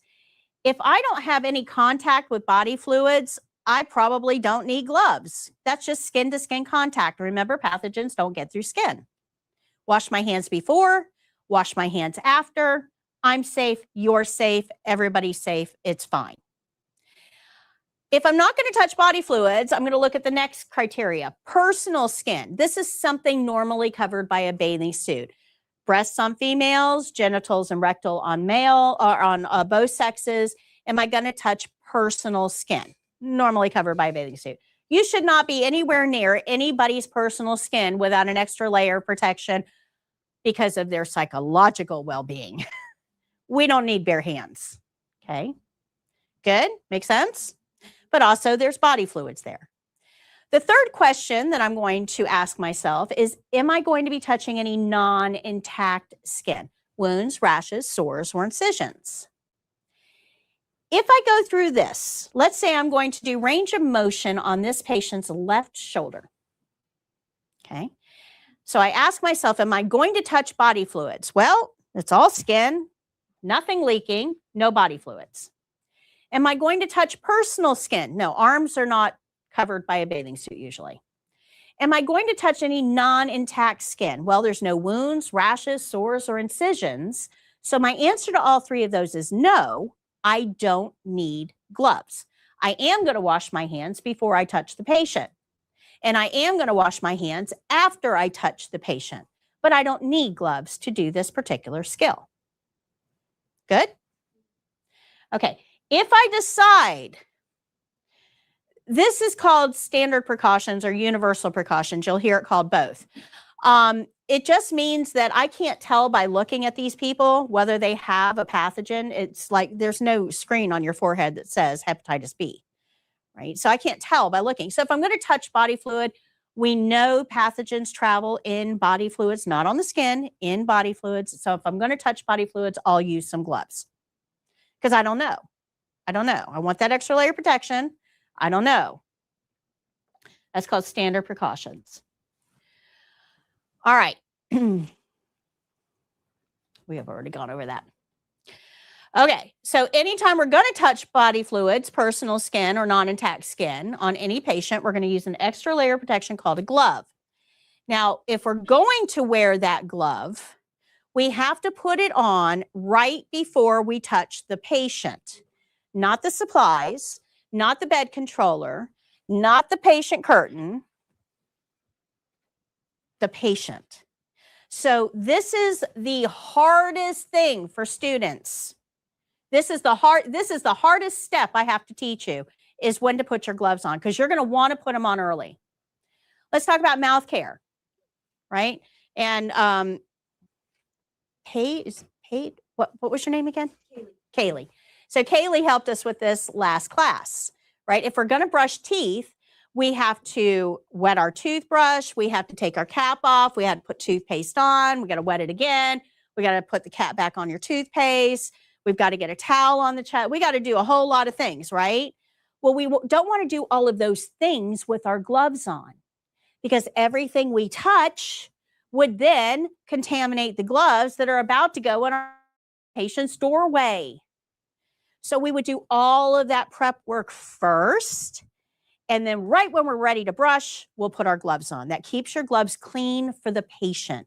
Now, the way we remember this is the first thing your gloves should touch is the patient, because that doorway will let pathogens in. But that's not what we see in healthcare. In healthcare, people will walk in a room, grab a set of gloves, and put them on first. And then they touch everything in the room.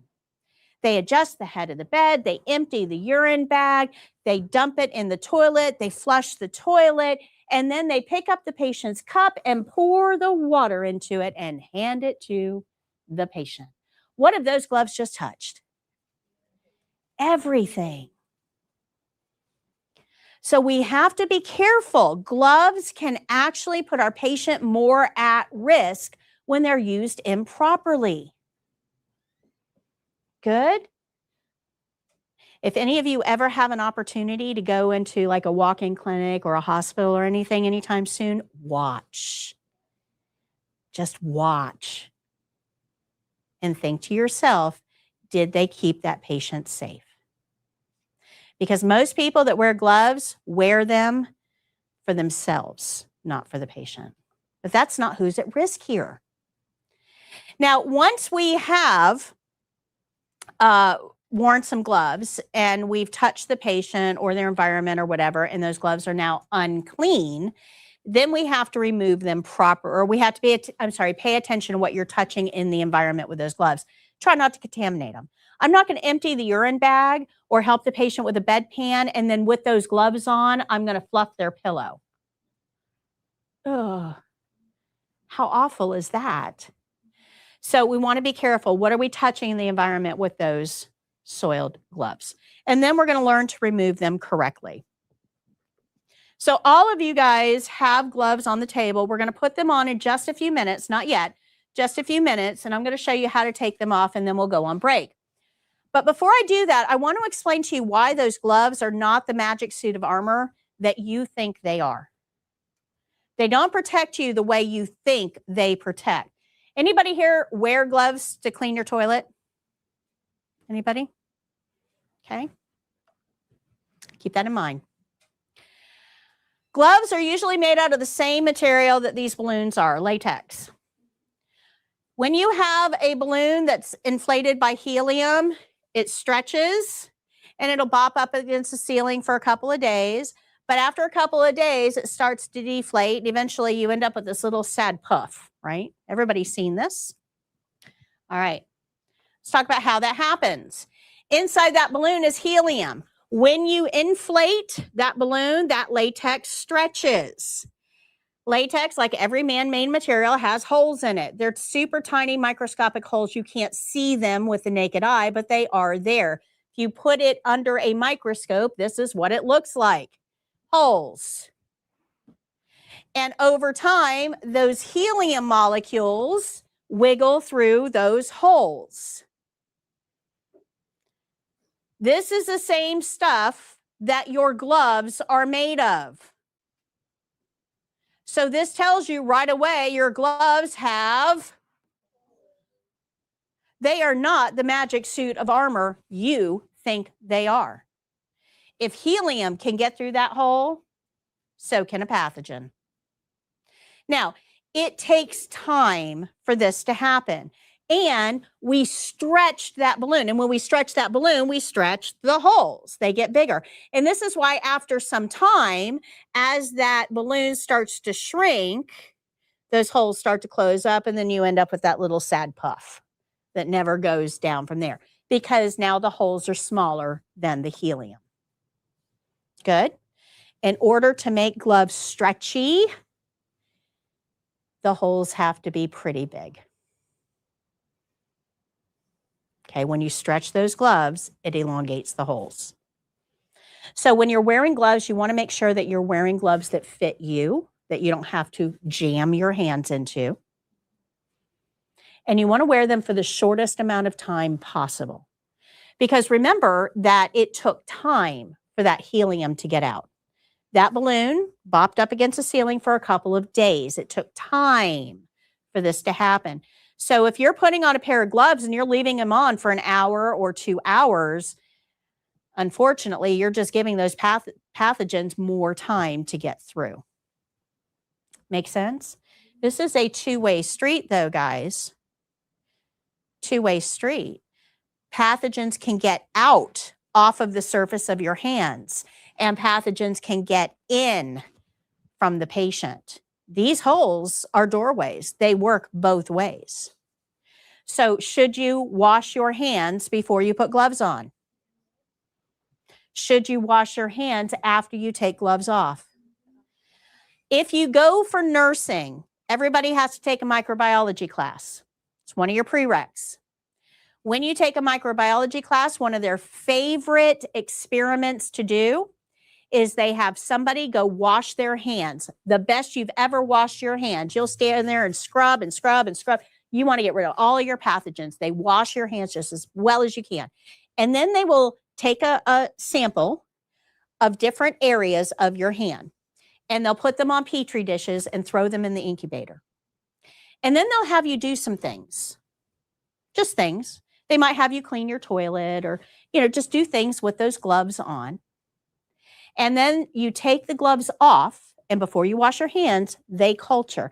Now, if you wash your hands really good before you put your gloves on, and you took the gloves off and cultured your hands, there shouldn't be anything on your hands, right? Because you just washed them, you put them gloves on to help protect them, you took the gloves off, there shouldn't be anything on your hands, but every time, pathogens grow. Every time. That tells us our pathogens are able to get through those gloves. So if you wear gloves and you don't wash your hands afterwards, you are taking pathogens from one patient to the next, and most likely to your own doorways. Good? It's not the magic suit of armor you think they are. Now, what makes this even worse is what gloves make you do. If you've ever worn gloves for any amount of time, they make your hands sweat. So now underneath this glove, we have warm because it traps in body heat, dark because we've blocked out light, and moist because of the sweat. So we now have the ideal breeding environment underneath this glove. Has anyone ever gone to a big box store and saw one of those little ladies at the cashier who's wearing gloves is that me? As they're checking you out, right? They're wearing gloves. They don't want to touch your ketchup bottle. So they sit there for like 4 hours doing this, right? Checking people out. They don't want to touch your money or anything. And then at the end of 4 hours, they're ready for their break.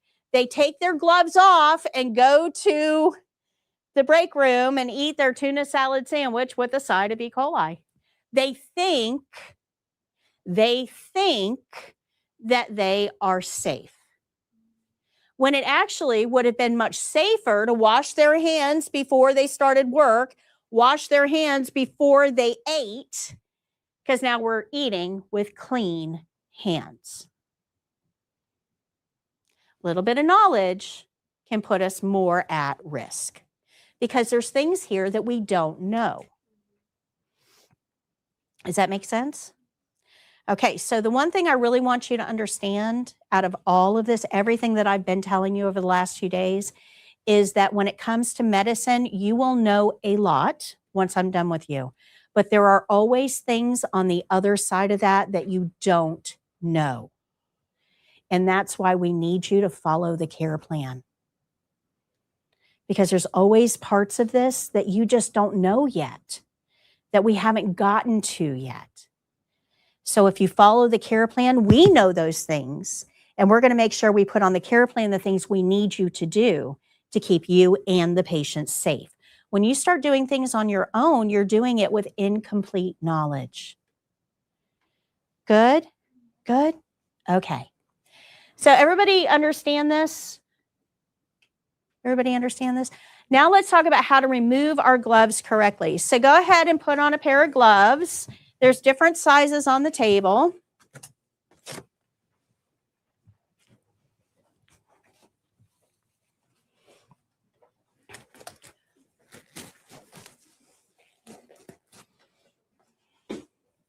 We're going to talk about the right way to remove gloves. Now, I have a really fun experiment that you can do at home. We're not going to do it in here because it makes a horrible mess. At home, take a paper plate. Put some foaming shaving cream, not the gel. Go to the Dollar Tree, get the old-fashioned foaming shaving cream. Squirt it on your paper plate. Put a couple drops of food coloring on there. I don't care what color. Knock yourself out. Mix it together. So you should have colored shaving cream on your plate. Dip your hands in there. So now your hands are covered with colored shaving cream. Now, I love this method because if you touch your skin, it will stain your skin. You'll be able to see pretty quickly whether you took those gloves off without contaminating. Now, I don't do that in here because it stains everything. So be careful, okay?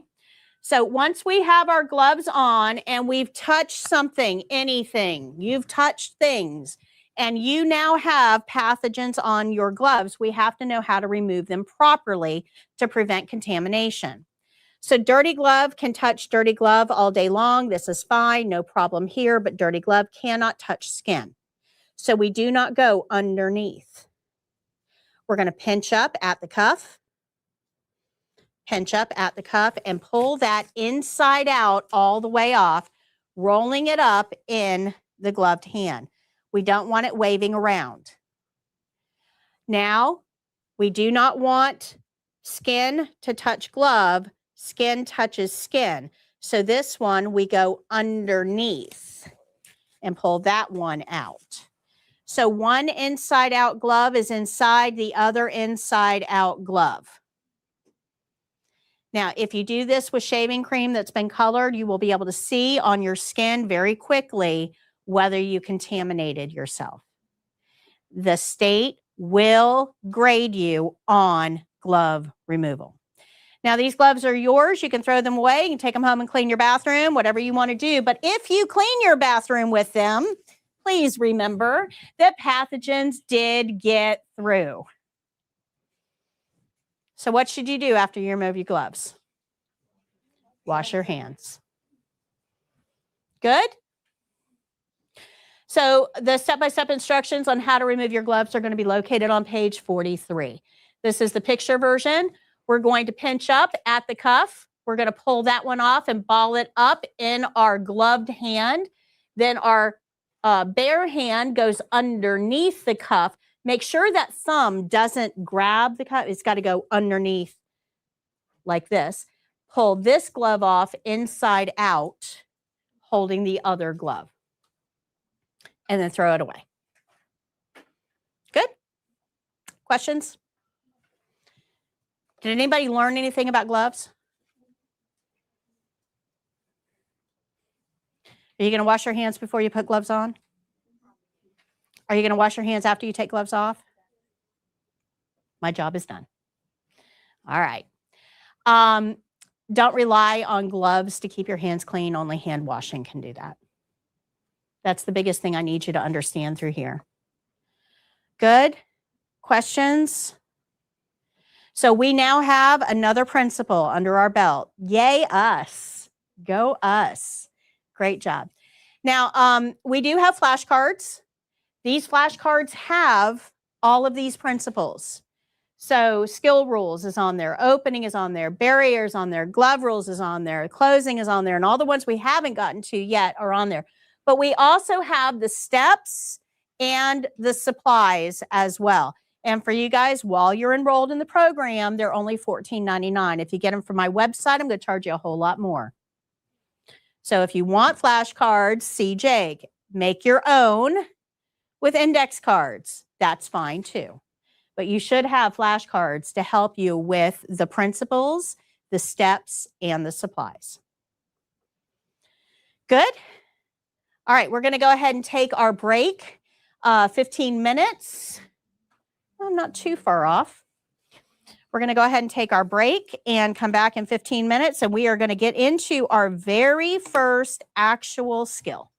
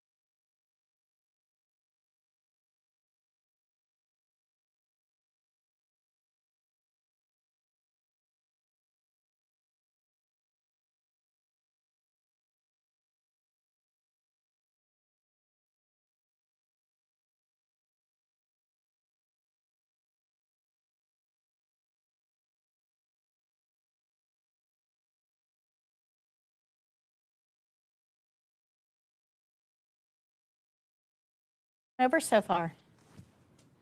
Any questions? Did I go too fast for anybody?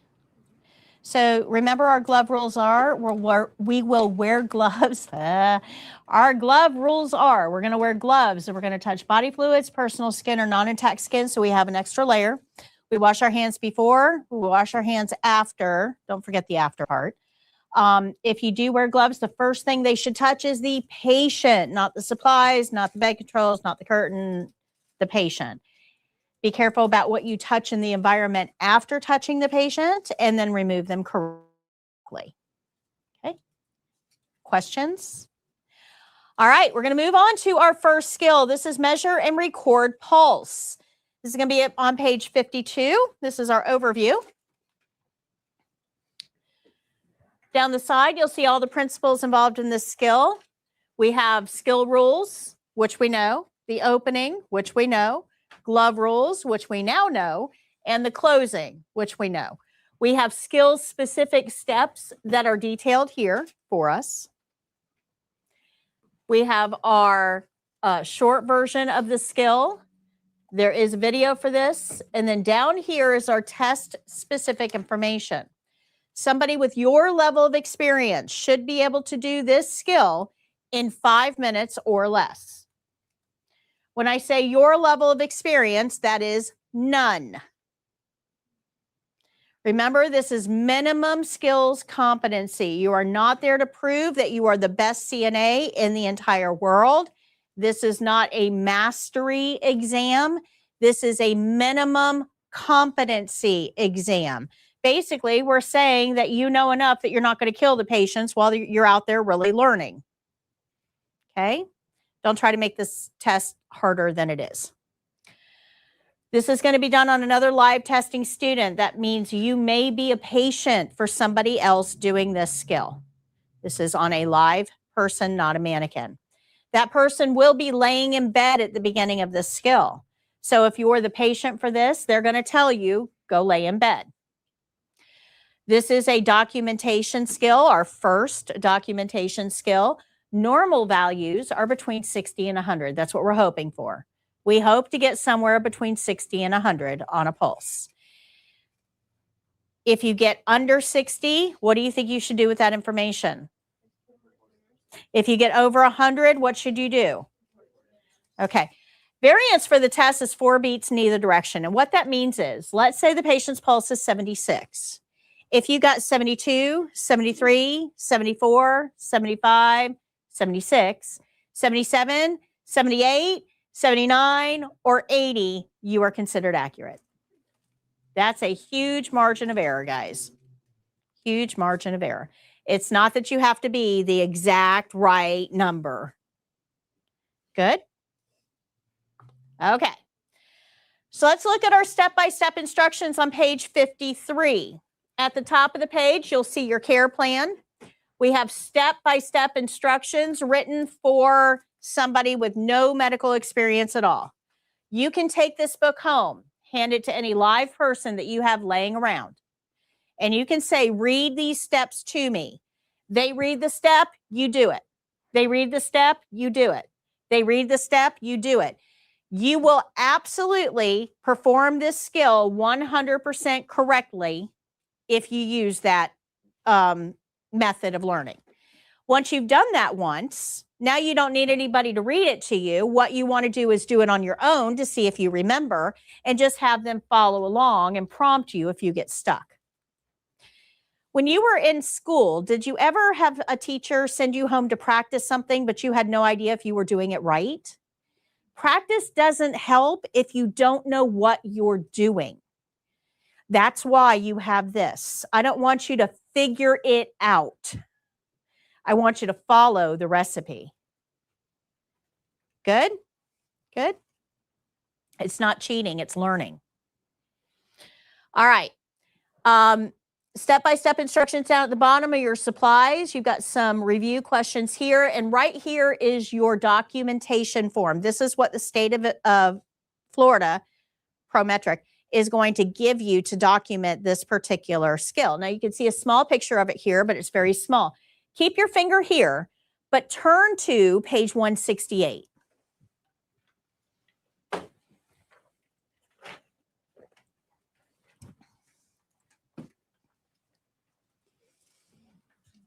This is a larger version. And you can see that there are 2 places for the pulse. Do you guys remember how many evaluators I told you that there were? That means you're going to have to count with each evaluator. They have to grade you independently. So for this skill, you are on one side of the patient. You find the pulse on that side of the patient. Your evaluator is going to be on the other side of the patient, also finding the pulse. When you start counting, you look at the clock, pick a starting point, say start out loud. They're going to count when you do until you say stop out loud. And then hopefully you'll get the same number that they do, or at least within 4 beats in either direction of that. But that's just one evaluator. And in Florida, we have 2. So we have to do that twice, once with each evaluator, because they have to grade us independently. Good? Good? All right, so let's take a look at this care plan. It says patient will be laying in bed for the skill. Remember, this is at the top of this page. This is what you have in your book. This is just a bigger version of it so I can read it. Okay. Patient will be lying in bed for skill. Where's the patient going to be? Okay. They're not going to be in a chair. They will be lying in bed. How do I know that? Because the care plan told me.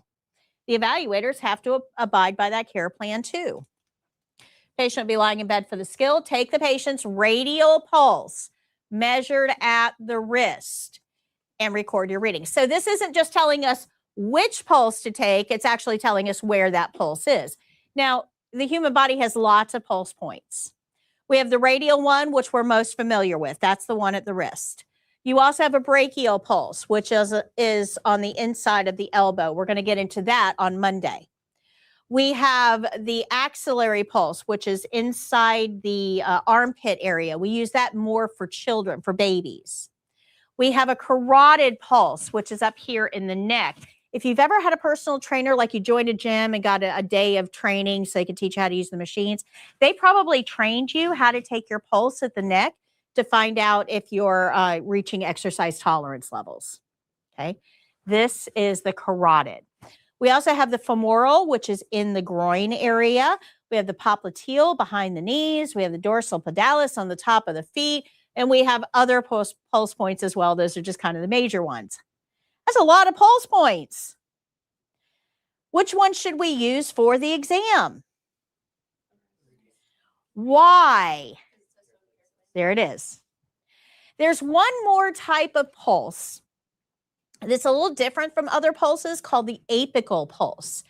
Now, the apical pulse is when we take stethoscope, put it in our ears, and listen to the heartbeat and count that.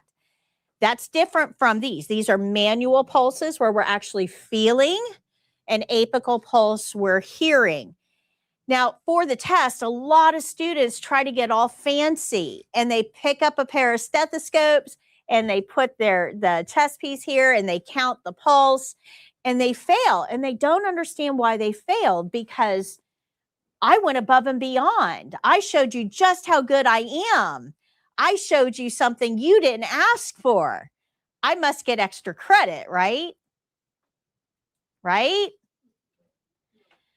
What happens to their score, do you think? It goes down, and it doesn't go down because they didn't take the pulse. It goes down because they didn't follow the... Do you guys see how important that care plan is?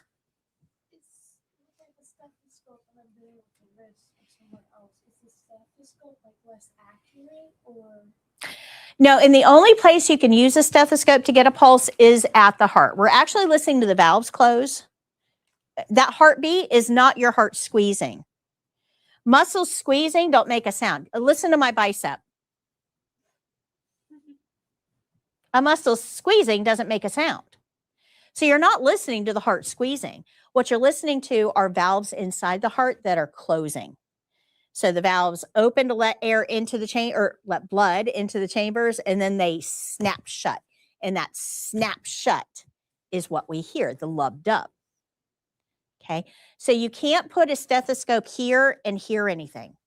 You can't put one here and hear anything unless we have compressed the artery, which we'll do with blood pressure. Okay. So no, the apical pulse is probably the most accurate pulse you can take, listening to that heart. The rest of them are what we call indirect. And let me show you why. It's a great segue into the why. So this is our checklist that we're going to use for this particular skill. This is actually Prometric's checklist. These are exactly what they're going to grade you on, step by step. If it's not on this list, they're not grading you on it. Good? Good. So how do we get all of these checked off? And if you look, let's look at number 9. See how I've got 2 little dots here? That means I've got to get every single thing in here to get that check mark. Down here, I've got 3 dots. I've got to get every single thing in that box to get that check mark. So if I don't close privacy curtain before providing care, I don't get a check mark. It's like I didn't do any of this. No check mark. Make sense? We got to be careful about that because some of these have multiple points that you have to get the check mark. Okay, so we're going to use what we've learned here to get these things checked off. Plus a few extra things that have to do with this skill alone. Now, we already know our principles. We know to follow we know every skill starts with an opening. Every opening starts with a knock. We know to evaluate if we might need gloves. And we know at the end of the skill, we have to do our closing, right? We know all of that.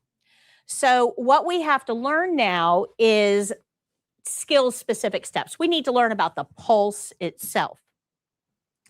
So I just said that the pulse is an indirect measurement of the heart. When your heart, on the left side of your chest, when your heart squeezes, it pushes out a wave of blood.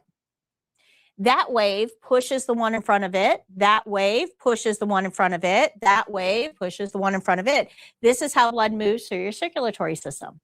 It's waves. It's just like the ocean. If you ever went on a cruise or stood on the shore of the ocean, you see waves and valleys, and those move, right? It's how things move. If there were no waves, the ocean is flat, doesn't really move. Make sense? So we have to have waves to have motion. What we're doing with the pulse is we're going to count those waves. So we have a heart that squeezes, pushes out a wave, and that wave in an artery is closer to the surface or the top of the artery. You guys see that?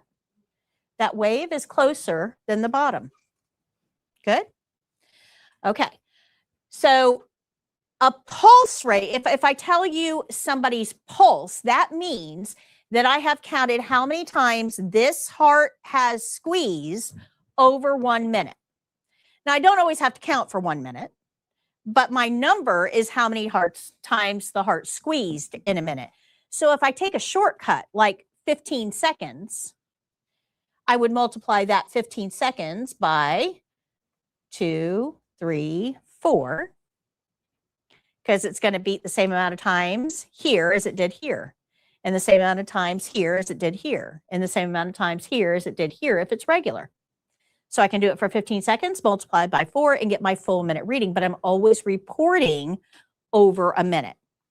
But our care plan was very specific. Our care plan actually said to count for 1 full minute. So we're not going to take any shortcuts for the test. We're going to count for 1 full minute. Good? Good? Okay. All right. So when we're talking about the pulse, I want to give you a different analogy that makes it make a little bit more sense. So let's say I go to the outside of my house and there's a faucet there and I turn that faucet all the way on. When I do that, water comes through the hose, shoots out the other side, and that hose gets big and firm, right? When I turn that faucet off, the hose gets kind of droopy and no water comes out, right? So all we're doing with the pulse is the heart squeezes, the water comes on. The heart rests, the water goes off. Squeezes, the water comes on. The heart rests, the water goes off. On, off, on, off. Thump, no thump. Thump, no thump. Thump, no thump. When we're taking a pulse, we're going to put our finger there and we're going to feel those waves moving under our finger, and they feel like a thump. That's what we're feeling, is when the heart contracted. Make sense? Good? Now, we never use our thumb to take a pulse. Your thumb has an artery, a pretty big artery, actually. And if you compress that artery by pushing down on it, you could actually accidentally count your own thumps, and that's not going to help our patient. So we don't use our thumb to take a pulse. We use 2 fingers. We want to use the fingertips, not the flat part of the fingers. You got way more nerve endings here than you do down here. So we use our fingertips to find the pulse. So we use 2 fingertips. We're going to press down on an artery, and we want to press enough that we can feel these waves as they go under. Now, if I didn't press down enough, these waves are going by and I can't feel them. I'm not going to feel anything. If I press down too hard, if I really squish, right, I'm going to close that artery off.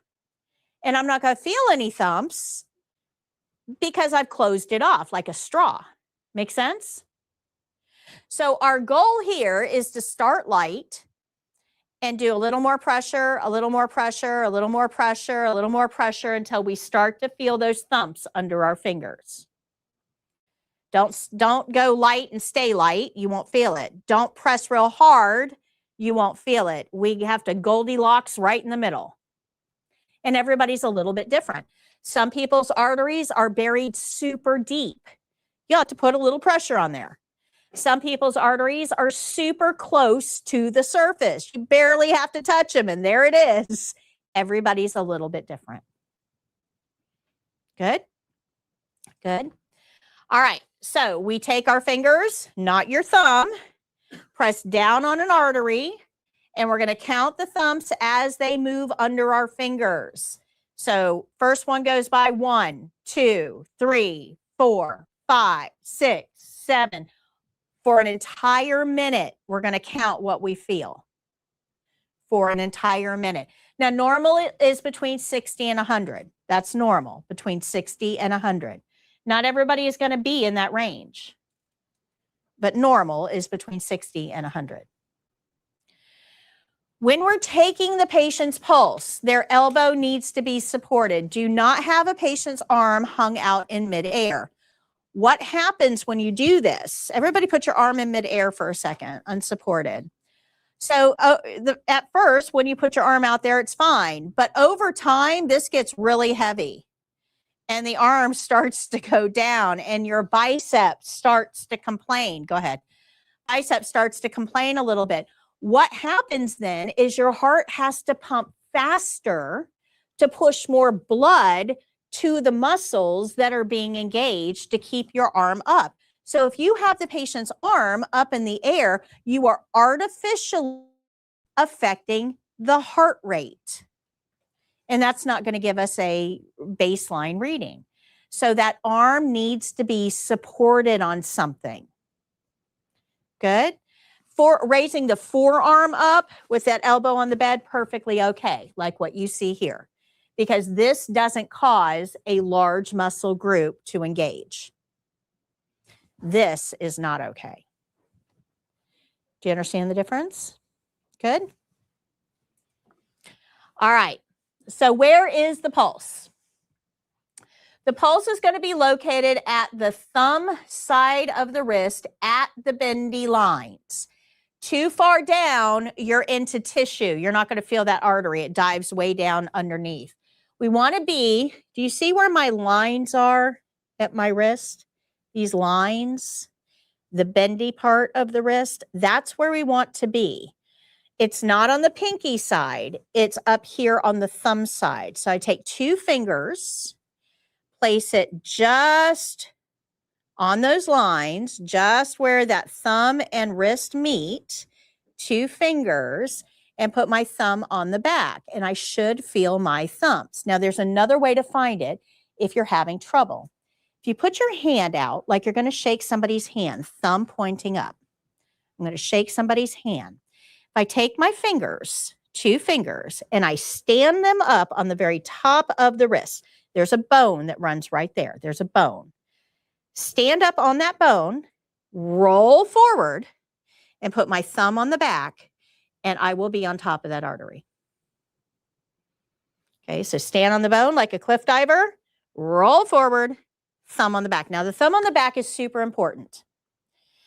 If you just find the pulse, if I just put my fingers here, I'll find the pulse, no problem. But we're counting for 1 full minute. 1 full minute is a very long time. You're about to find out just how long this minute is. Long time. Your fingers will relax. You won't be able to fix that. They just will relax. And when they relax, you will lose the pulse because you no longer have pressure on it. So that means you got to restart. So when you put your thumb on the back side of the wrist, it holds consistent pressure and your fingers don't relax. So that thumb actually has a really important job to do. So you don't have to keep starting this skill over and over. Where do those evaluators want to be? At home in their pools, drinking their margaritas. They don't want to watch you start the pulse 6 times. Put your thumb on the back, okay? Use your fingertips, not the flat part of your fingers. It's better to pick up those feelings, okay? We do use 2 fingers, not 1. 1, you'll probably pick it up. 2 increases the likelihood of you being able to register those thumbs. Good? Questions? Thumb goes on the back. We talked about that. All right, all pulse rates are reported over 1 minute. 60 to 100 is our normal, reported over 1 minute. But the count that you do is dictated by your care plan. So if our patient's pulse is regular, I know exactly when the next thump is going to come.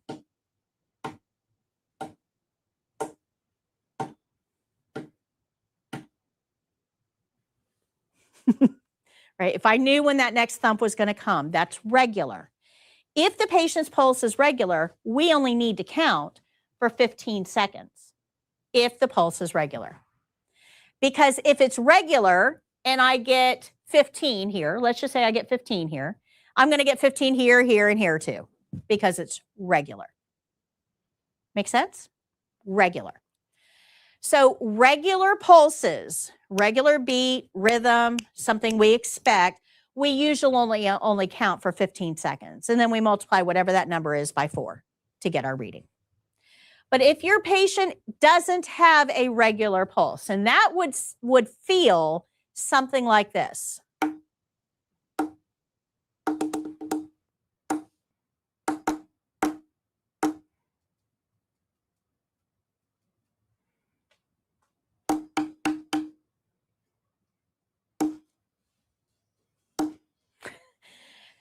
That's not regular. And we have a lot of patients that have an irregular pulse rate. They have a condition called atrial fibrillation, which can cause a very irregular heart rate. Well, if I count that for 15 seconds, I'm not going to get the same number here or here or here because there's nothing regular about that. So those patients would have to be counted for 1 full minute. Now, the good news is you don't have to figure out who's who. All you have to do is follow the care plan. Good? Easy, right? This is how the 15-second count works. As long as it's regular, we count for 15 seconds. We multiply that by 4. That gives us our reading. All right, anything outside of 60 to 100 gets reported to the nurse. So now we know everything that we need to know, right? We know to follow the care plan. We know to do our opening. We know to evaluate if we need gloves.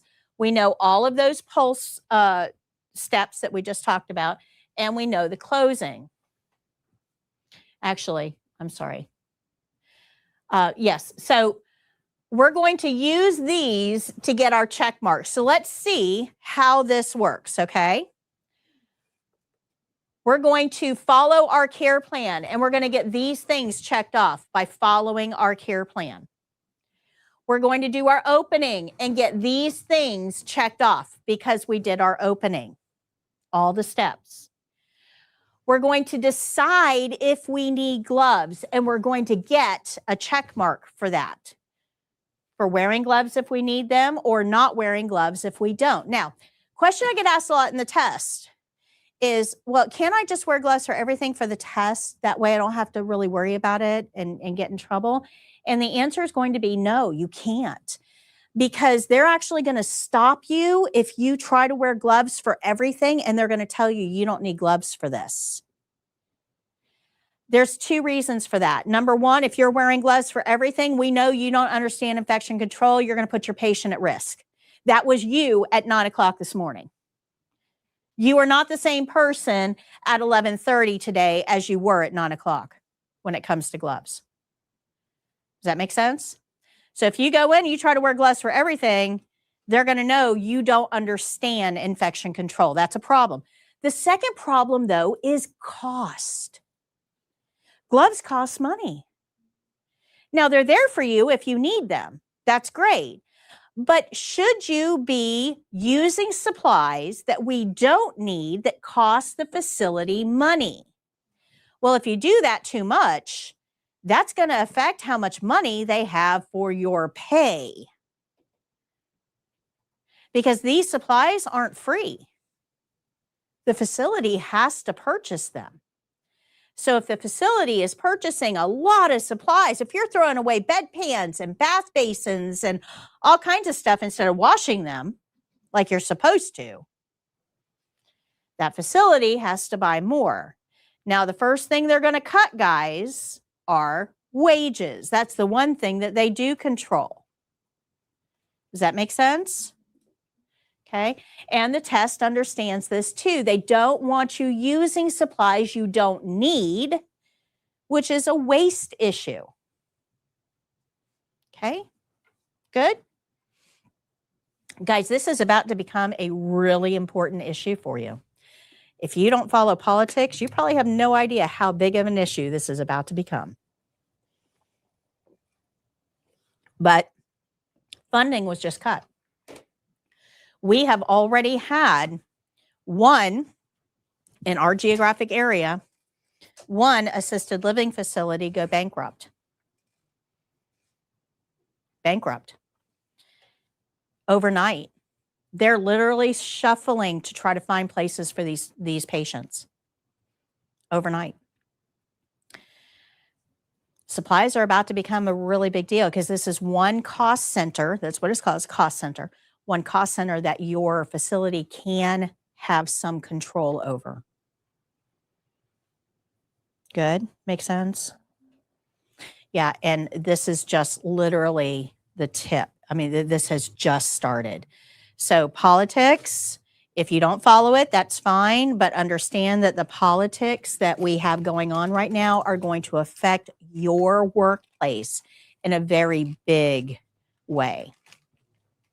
Okay? So we'll evaluate if we need gloves. And then we're going to follow the steps that we just talked about. We're going to support the arm. We're not going to use our thumb. We're going to use our fingertips, not the flat part. The radial pulse is located way up here at the thumb side. We're going to report it over 1 minute. Normal is between 60 and 100. And for the test, we're actually going to say out loud, start and stop.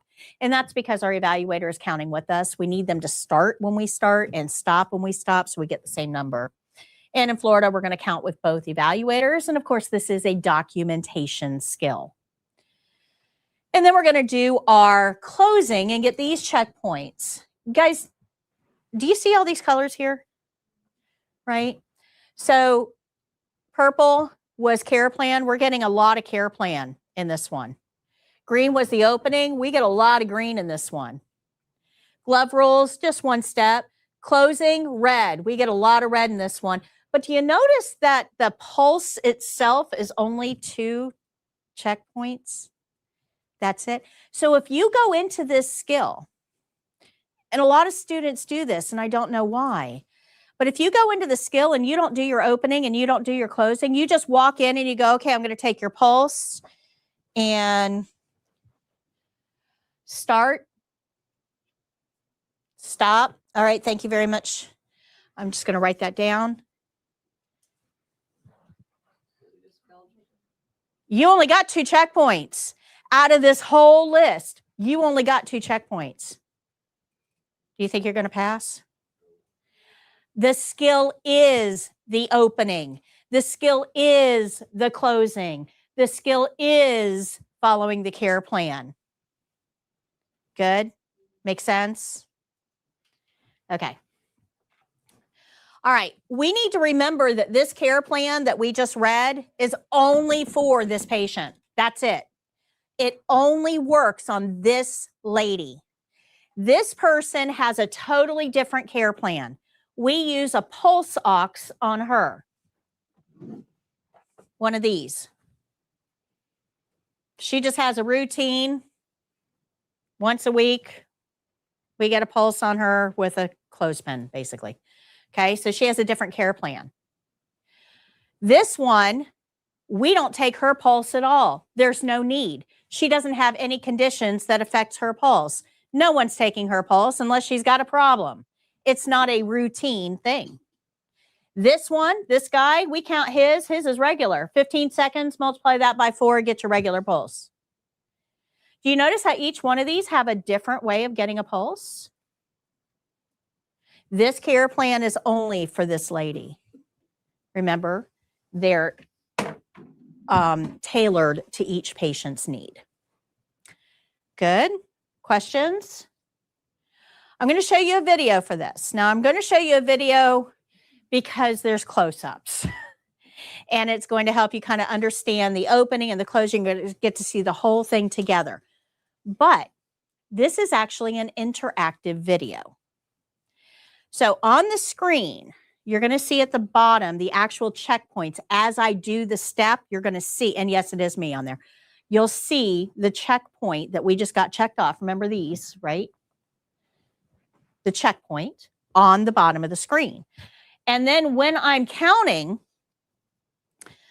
on the bottom of the screen, you're going to see the words get bigger and then smaller. That's what I'm feeling underneath my finger. When the words get bigger, I feel a thump. And then smaller, no thump. So if you count those, okay, from the time I say start until I say stop, hopefully you'll get about the same number that I do. And we'll see at the end whether you did. Okay? Ready?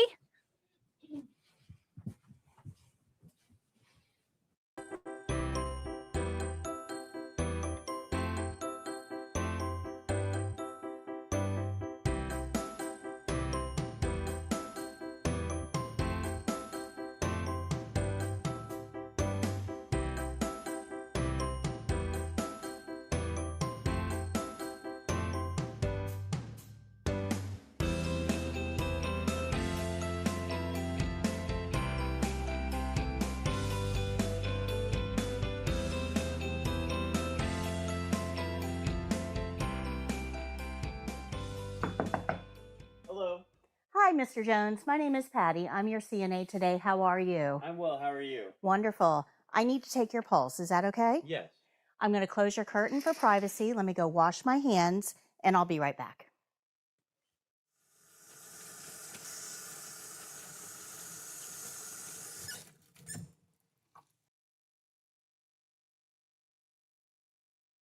Okay, now that I've washed my hands, I'm going to elevate your forearm, keeping your elbow on the bed. I'm going to find the pulse, which is on the thumb side of the wrist. 2 fingers, thumb on the back. And this will take me about a minute. I'll need you to remain quiet during that time, but I'll let you know as soon as I'm done, okay? Pick a starting point on the clock. Ready, set, start.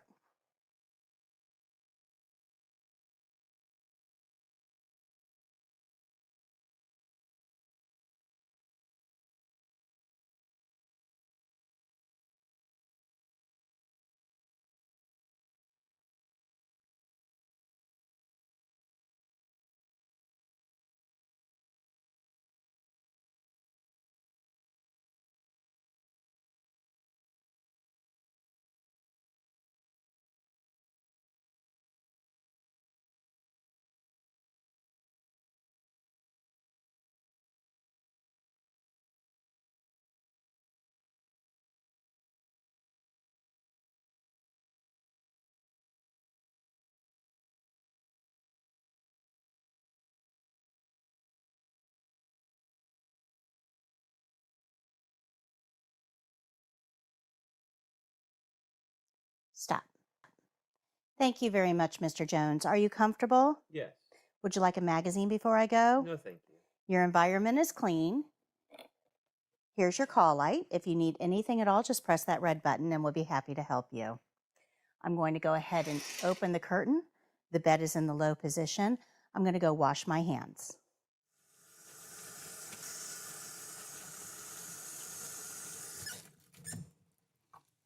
In Florida, you would count with the second evaluator at this point. For the purposes of this demonstration, I'm going to document and wash my hands.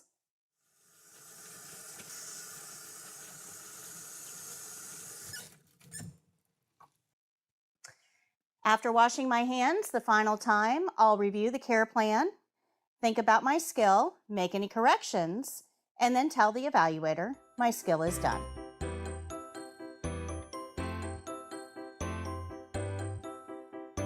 You guys get close to my number? Did you get close? I had 71. Okay, that's fine. 76. Okay, that's fine. It's a little easier when you're actually feeling it yourself. But yeah, once you get over 30, your brain will start to wander and you'll lose track of your number. So because counting is very repetitive and your brain will like check out, goes and picks daisies and does all kinds of stuff, thinks about lunch. So this is a skill that takes a little bit of practice, not because of taking the pulse, but keeping your brain on task. Our attention spans have gone way down in the last 10 years because of social media. Even myself, I have intense focus. I'm pretty good at staying on task, but I've even noticed with myself that I'm wandering a little more frequently. And I really think it has a lot to do with how much social media I consume, because you've got about 2 seconds to get my attention and then I'm flipping to the next and flipping to the next and flipping to the next. And that really trains your brain. So if you have trouble with this skill, my suggestion would be pay attention to how much social media you're taking in, because you may be counterproductively training your brain in a different direction. Okay, good. As someone who makes their living on social media, I know. All right. Any questions on pulse? No? All right, we're going to move on now to dressing a resident with a weak arms. This is on page 102. This is our second skill of the day.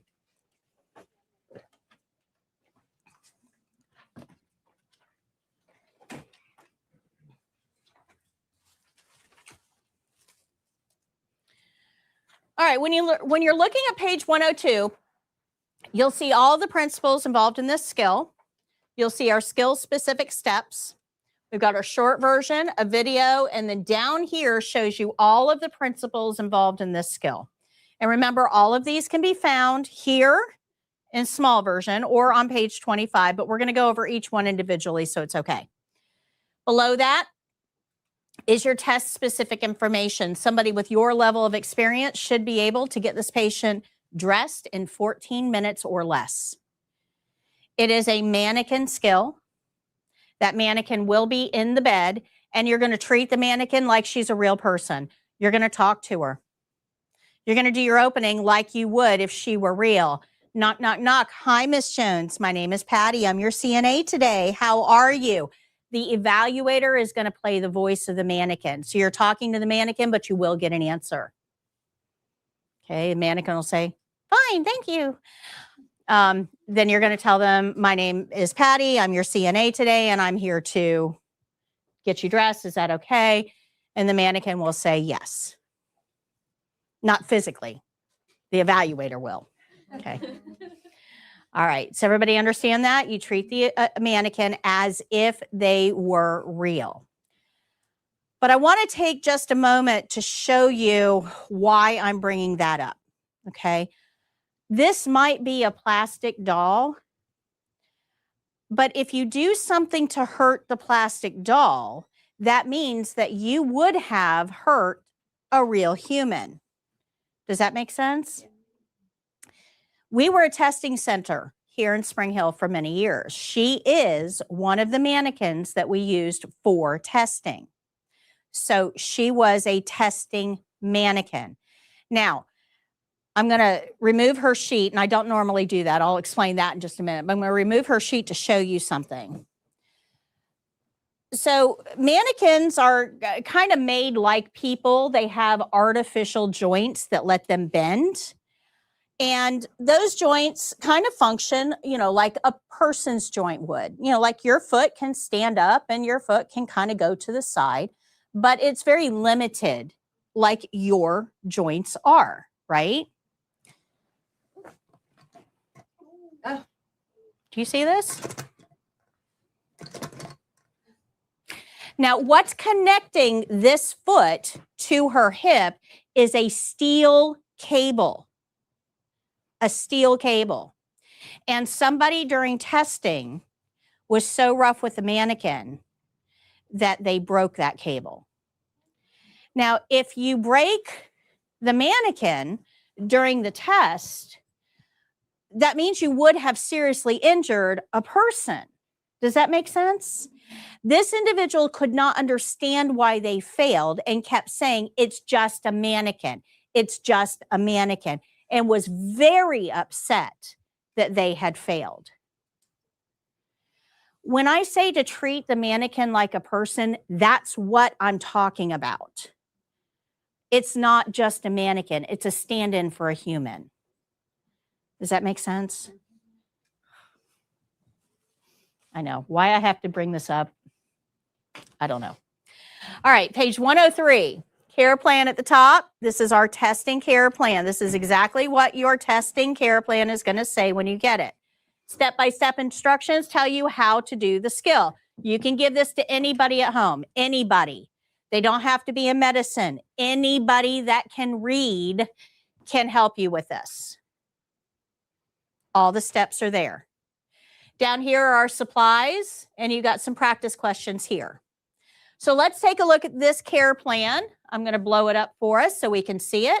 Here it is. It says, dress the resident in a long sleeve. You might want to underline that. Long sleeve. Button or snap front shirt. Not a pullover. We're comfortable in pullovers. Almost everything in our closet is a pullover. But this care plan says button or snap front, so we probably ought to underline that too. Shirt, pants, and socks. Does it say anything about undergarments? No, so we're not going to add those in because we don't add to the care plan. It says the resident is lying in bed, has a weak right arm. You definitely want to underline that. Weak right arm.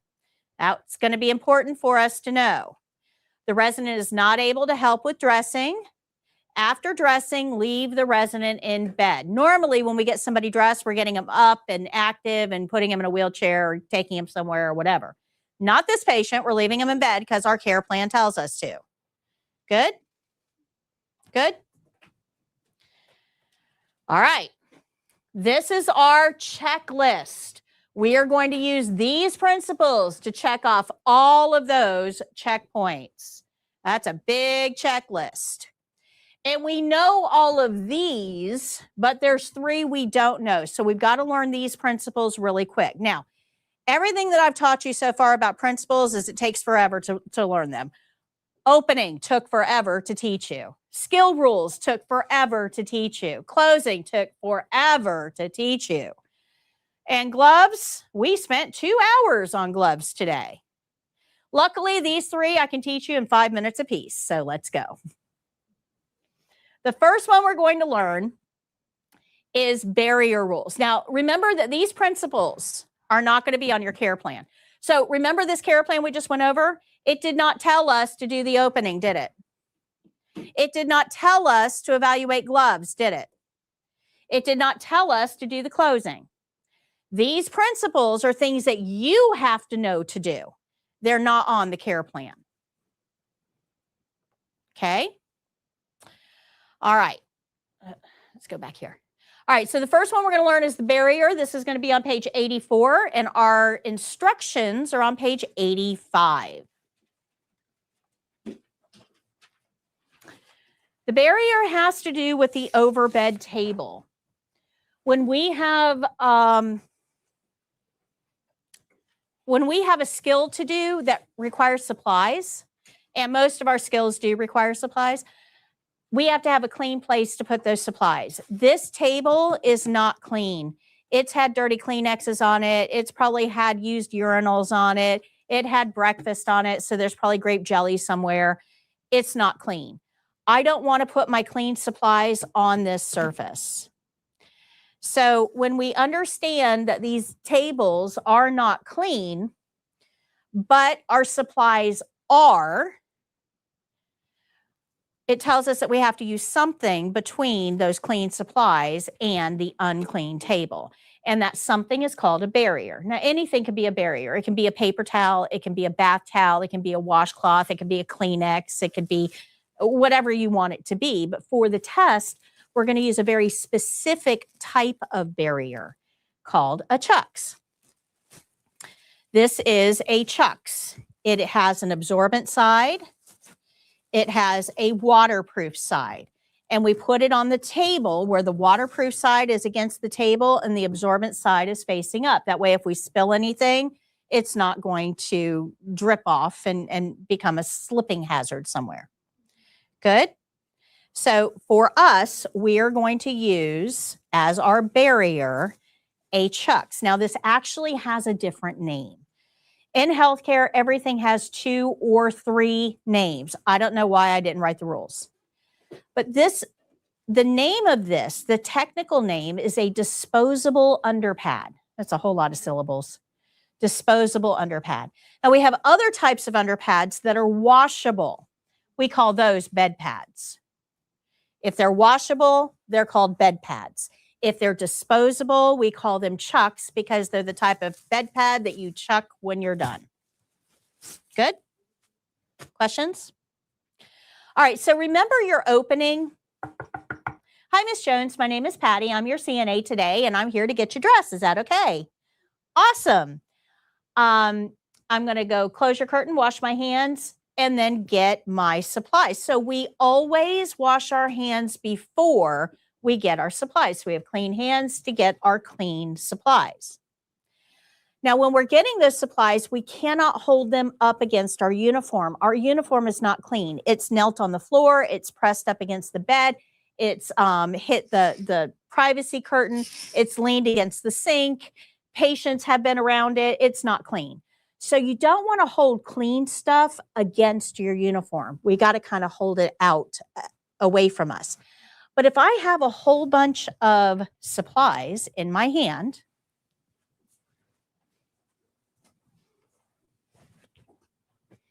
okay, if I have a whole bunch of supplies in my hand and I can't hold them against my uniform, I've only got one hand to spread this out, and that doesn't work. So what I end up doing is this to be able to unfold and spread this out. And I'm contaminating these things before I even put them on my patient. So the way that we do this is we wash our hands, right? We do our opening, we wash our hands. We go get the barrier. We go get the barrier. I keep forgetting to advance this. So we wash our hands, we go get the barrier. We put the barrier out on the table, and then we go back and get the rest of our supplies. That keeps you from holding stuff against your uniform. Does that make sense? Because you really have to have 2 hands to open this barrier up and spread it out, and you'll accidentally pull everything close to you to give you that second hand. Good? Good. So we do our opening, we wash our hands, we get our barrier, we put it on the table, we get the rest of our supplies. That's it. That's the whole principle. Easy peasy. Good? Questions? Now, when do you need a barrier? Whenever you have supplies. So if there are supplies, we're going to have a barrier. Good? So you have to learn your supplies in order to take the test, because they're not going to tell you for this skill, you'll need a barrier, a privacy blanket, a shirt, pants, socks. You have to know what you're going to need. So part of this is just make it make sense to you, right? If you're going to have supplies, you automatically know you need a barrier for those supplies to be on. It helps you understand your supplies a little bit easier. Good? All right, we know barrier. Let's move on to privacy blanket. Let's move on to privacy blanket. Privacy blanket, I forgot to put the page for this. Hold on. For those of you who want to play along. Privacy blanket is on page 100 and 101.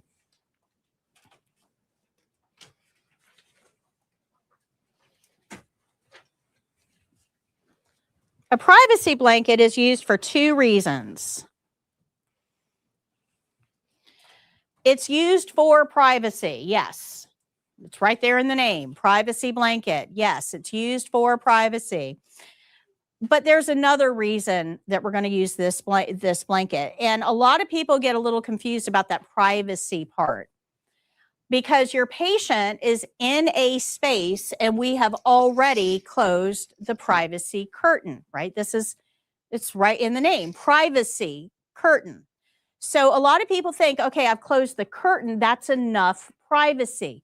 But do you know who is still inside this space with the patient who is a stranger to that patient? You. That's correct. And we don't stop to think about that, right? We are asking this patient to let us near all of their most vulnerable areas, and we are a stranger to them. So that's part of where the privacy blanket comes in. This is good for blocking the patient from everyone out there, but it doesn't really do much for blocking us. Make sense? Good. But there's another reason that you want to use a privacy blanket, and that's this. Your perception of temperature, way different than your patient's. Right here in this class, my perception of temperature in this room is way different from yours. Most of you guys are probably cold. Do you see the sweat dripping over here? We're in the same space. Why do I feel the temperature different than you? I'm moving. That's right. I'm upright too. When you lay down or recline, your temperature drops. When you're upright, your blood is moving a little bit faster, your temperature raises. So my perception of temperature is way different than yours. You guys are also under the vent. I'm not. I'm way over here. Like I could use some of that air. Come on. Right? Where even though we're in the same room, your exposure to the actual flow of air is going to be different. Does that make sense? Everybody with me? So you're running around like a chicken with your head cut off. You are fully dressed. You perceive temperature way different than your patient does. And we forget that when we're working. We don't really think about that.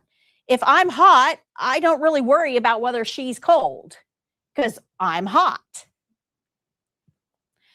We kind of have to worry about this.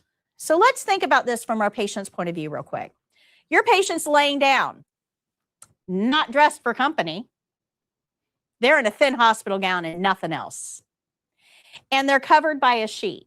Now, if anybody's ever been in a long-term care facility or a hospital, they know we keep it cold because, remember, pathogens like warm.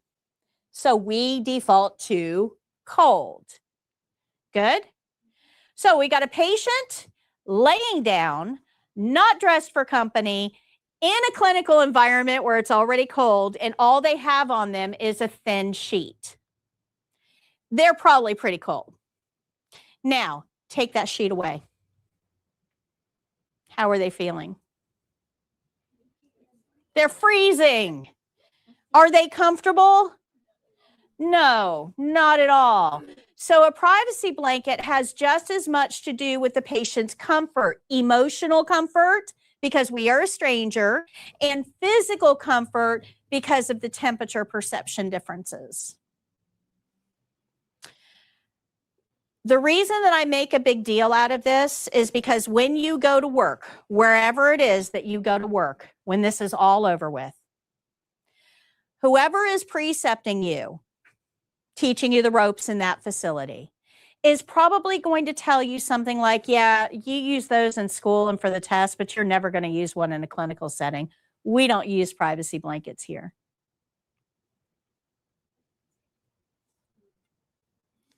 Has anybody stopped to think how that might impact the person that matters?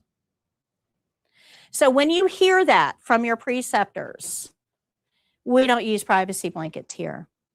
What I want you to do is go to your policy and procedure manual and verify in the manual that you don't use privacy blankets there. And this is why. Have you ever played that game Telephone? Where I tell you something and then you tell him and it goes around the room. By the time it gets way over there, what happens to the story? It changes. That's right. Everybody has kind of added their little spin and dropped certain things. So when you are trained on the job by another individual, that individual was trained on the job by a different individual, and that one was trained on the job by another individual. And can you see that the information you're getting may not be what the facility actually wants you to do? Now, why would we care? Why would that matter? Because if the facility gets sued, you might be deposed. And when a lawyer gets you into their office, they are not nice people. They actually only get a paycheck if they're not nice. So they're going to ask you questions like, what gave you the right? What made you decide that a privacy blanket wasn't indicated? And if you say, well, I don't know, the lady that was training me said I didn't need to use it, and they can point to the policy and procedure book where you're supposed to use it, you're the one that gets reprimanded. What somebody told me is not a defense. Does that make sense? And this is the one thing out of everything you're going to learn. This is the one thing that is probably in the policy and procedure manual that nobody's actively doing. Because somewhere along the line, somebody decided it was too much work, too much trouble. So check your policy and procedure manual so you aren't the one that gets blamed. Make sense? Good. All right. Remember, you are the stranger here. So when do we use a barrier? Anytime we have supplies. When do we use a privacy blanket? Anytime the patient is uncovered or undressed. If you're going to undress that patient, they need a cover. If you're going to take that sheet away, they need a cover. I should never see knobby knees. I should never see knobby knees. Now, I've been saying that for a long time. And I've been doing this for over 20 years in our community. Most of the nurses that you work with actually started in my classroom. I'm very well known out there. Now, it's funny because every once in a while, I'll see somebody when I'm out and about shopping that was in my class. I mean, we've got over 5,000, 6,000 people that are working that started with me. And I had one that came up to me probably about a year ago. And she says, oh my gosh, Miss Patty. She comes running up to me and she told me she's now a nurse, just got her bachelor's degree. She's in school to be a nurse practitioner. She's climbed the ladder and I'm super, super proud. We actually have one that has a doctorate in nursing. It started right here. I mean, the world is your oyster. This is a great place to start, but you don't have to stop. You can keep going and make the big bucks. Right? And have real influence. So this nurse comes up to me and she says, Miss Patty, she says, I got to tell you, the other day I was on the unit and I actually heard somebody say, I can't see their knobby knees. And she said, and you came to mine and I went in and I asked, where did you hear that? And she said, my CNA instructor. And they started talking. But it was all about this, that one statement reminded her of class. Knobby knees doesn't mean anything to you. This isn't Victorian era where, it's, not a good thing to see. That's not what it's about. When you see somebody's knobby knees, it means that that patient probably feels exposed because they're laying down. Laying down is vulnerable. If you have shorts on and you're standing up and I can see your knees, it's not a big deal. But if you're laying down in those same shorts, your discomfort will go up. You will feel vulnerable. There is something to that. Okay. So if you see somebody's knees, you took a wrong turn somewhere. Keep them covered. Good? Good. All right. So this is something you should know. It's not going to be on the care plan. No care plan is going to tell you to use a privacy blanket. You need to know if they're going to be uncovered or undressed. I'm going to use a blanket. Okay. Make sure your patient's always covered with something. Now, when you put that blanket on, there is a way you have to put it on and take it off. So if I'm going to put a blanket on a patient, I'm not going to take that blanket and do what we do at home.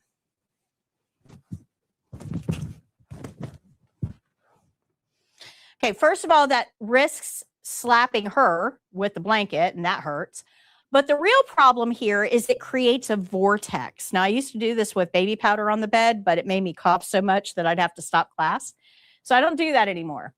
When you do this, it creates a vortex underneath.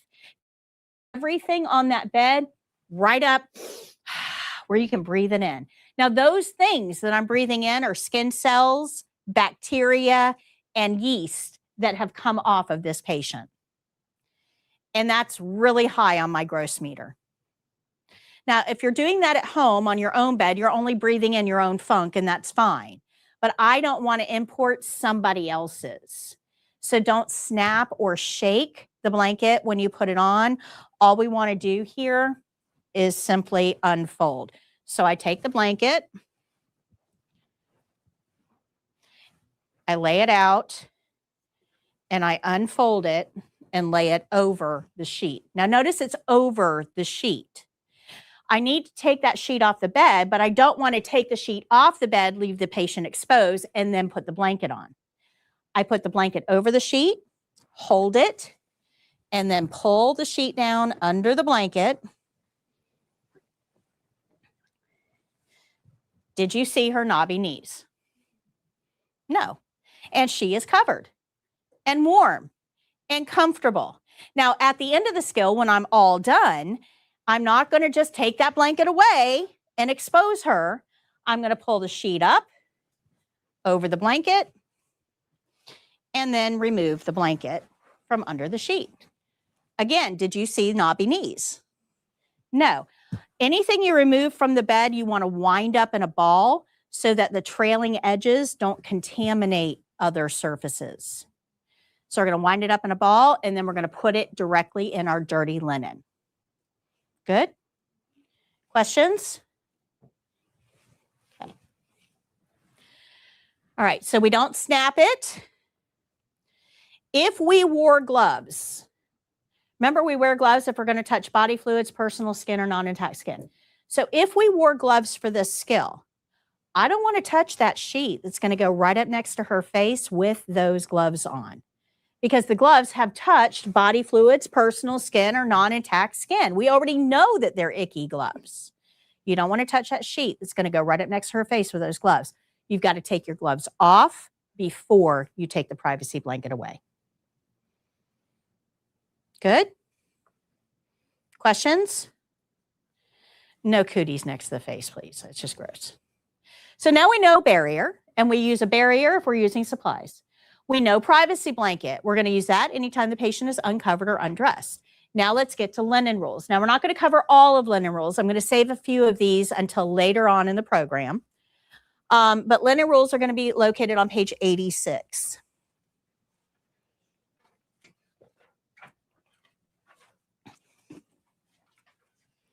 Now we're going to use linen rules on a whole lot of skills, but not all of them. A whole lot of skills. And the notes are on page 87. The thing about linen rules is a lot of these are repeats. We've already learned this. Linens can't touch your uniform. We already learned that with barrier rules. You have to have clean hands to get your clean linens. We already know that because of the opening.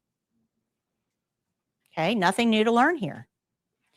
And we don't snap or shake our linens. We already know that too. So these are all repeats of something that we've already learned. Now the next two we're going to skip, and I'm going to come back to a little bit later on in the program when it's relevant to those skills. Now we're going to go to the very bottom of this, and we're going to talk about what we do with linens we don't use, because this is actually an important concept. So linens can't touch your uniform. You must have clean hands to get your linens, and don't snap or shake them. We know those. So let's learn this. When you take things out of the supply cabinet, you kind of have to treat it like an ATM. You can take stuff out, but you can't really put stuff back in. So if I take too many supplies, and this is a question I get all the time, do I really have to learn the supplies? Do I have to learn how many towels, how many washcloths? And the answer is it's not graded on the state exam. No, there's no checkpoint that says got 4 washcloths for this skill. No checkpoint that says that. You're graded on what you do with those supplies. So if you don't have the right amount of supplies, chances are you're going to miss a step because you don't have the right amount of supplies. So some students try to get around that by just taking a whole bunch of supplies. That way they always have extra. Well, if you take too much of something, we have to know what to do with it, and we can't leave it in the room until later. That's not allowed. There's a principle in healthcare. Doesn't matter what level of healthcare you're in, you have to know this principle. Anything outside of your view cannot be considered clean unless it's in a secure place. Does that make sense? Anything outside of your view cannot be considered clean unless it's in a secure place. Now, what that means is in healthcare, we have specific rooms set up. I don't have it here. Specific rooms set up as clean utility, where all of our clean stuff is, and soiled utility, where all of our dirty stuff goes. If we take something out of clean utility, we cannot put it back in because it's gone into a patient environment. It's not considered clean enough to go back into clean utility. So you can't put it back. You can't leave it in the patient's room, because what if this patient's wife comes in, spills a cup of coffee on the floor, she looks around, can't find anything to clean it up with. She grabs one of those washcloths, wipes it up, but there's no hamper in the room because we don't keep dirty stuff in the patient room. She's going to fold that washcloth back up and put it right back on the stack. And you wouldn't know. I mean, you will when you look at it, but we don't put dirty things in the patient's room. Make sense? If you put clean things in the patient's room, they're likely to become dirty. So take what you need, but use what you take. And if you don't use it, you have to discard it. It goes in dirty linen. Make sense? Make sense? That's kind of a hard principle. You will have a written test question on that. What do you do with something that you take and don't use? During the test, if you start to take too many supplies for your skills, like an unusual amount of supplies for your skill, the evaluator will actually stop you. How many people are testing? 8. 1, 2, 3, 4, 5, 6, 7, 8 on testing day. You 8. You took 16 washcloths. Now, there's only 50 washcloths. You took 16. You took 6. You took 10. By the time we get over there to you, it's time for you to test, and there are no washcloths. How in the world is she going to take her test if she doesn't have the right supplies? The evaluators can't run to Target and pick up a new pack of washcloths in the middle of testing day. So if you take 16 washcloths, they're going to tell you, hey, you don't need 16 washcloths for this. And they're not going to let you do that. And it's not because of you, it's because they're trying to keep supplies for her. Make sense? So you have to learn your supplies, guys. You do have to learn them. All right, so now that we know all of the other principles, let's focus on our skills-specific steps. This is our checklist, for this particular skill. A lot of steps there. But using these things that we've learned, right, the principles that we already know, look how much we've already got checked off. We haven't even got to the skill yet. We don't even know how to dress a patient yet. But we've already got over half of our checklist done. You see why these principles can really help you in testing? All right, so let's talk about dressing. Page 98 has a little section there that you can read, but really it boils down to you want your patients to look good because that's how we judge you. It's that simple. If your patients look good, then the care they're receiving is going to feel adequate. But if their clothes don't match and they're all misbuttoned and they have 2 different socks on and their pants aren't up over their butt, you know, it doesn't look like the CNAs really care about the patients. So your care is actually judged on how your patients look. The problem is your patients don't always pick clothes that match. They might say, I want my purple plaid pants and my yellow flowered shirt. Now, we're going to ask them, what do you want to wear today? Because everybody has the right to choose their own clothing. But if they describe something that does not match, you can say, you know, your white shirt would go really nice with those pants. Would you like to try that? Now, chances are they'll probably say, yeah, that's what I meant, because they want to look nice. But they may not. They may say, no, I want my yellow flowered shirt. Now, we don't know why. Maybe the son bought the pants and the daughter bought them the shirt and they're both coming to visit today. Might be.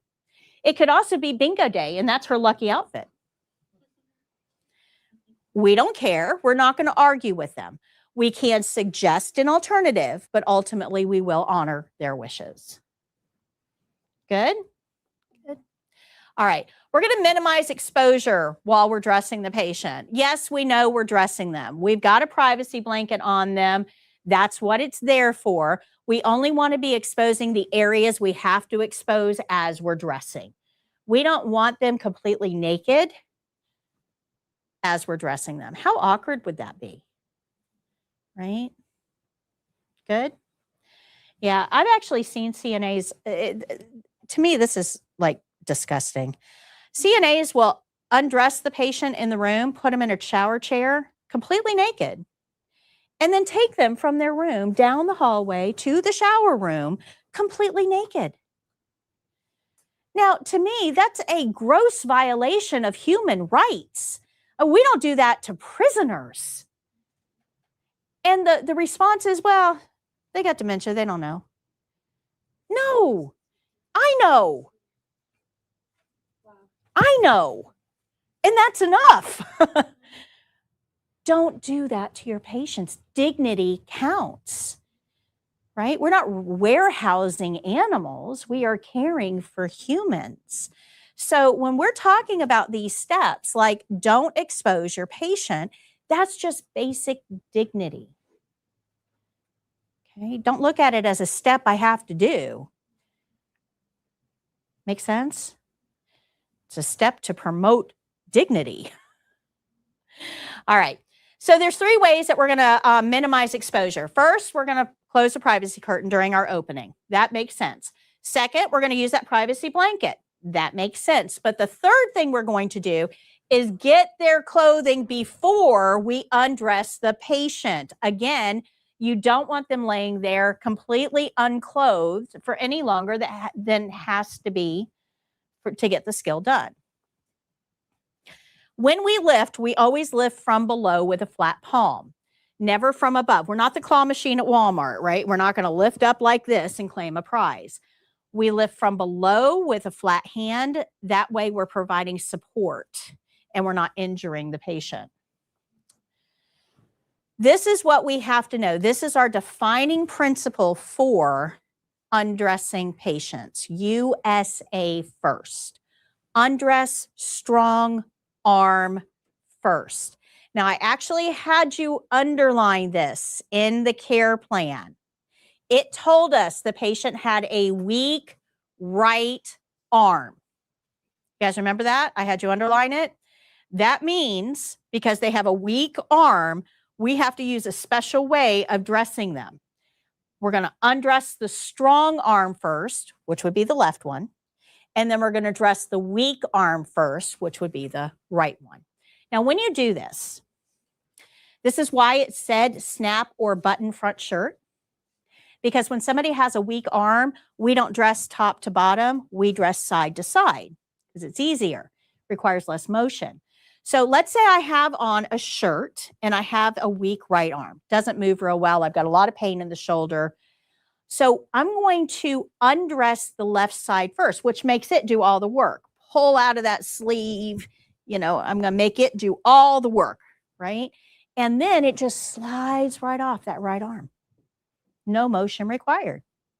Then we're going to dress that right arm first. We're going to slide the sleeve up. No movement required. And then make the left arm do all the work again to get into the sleeve and do what needs to be done. Good? This is how we remember USA first. All right.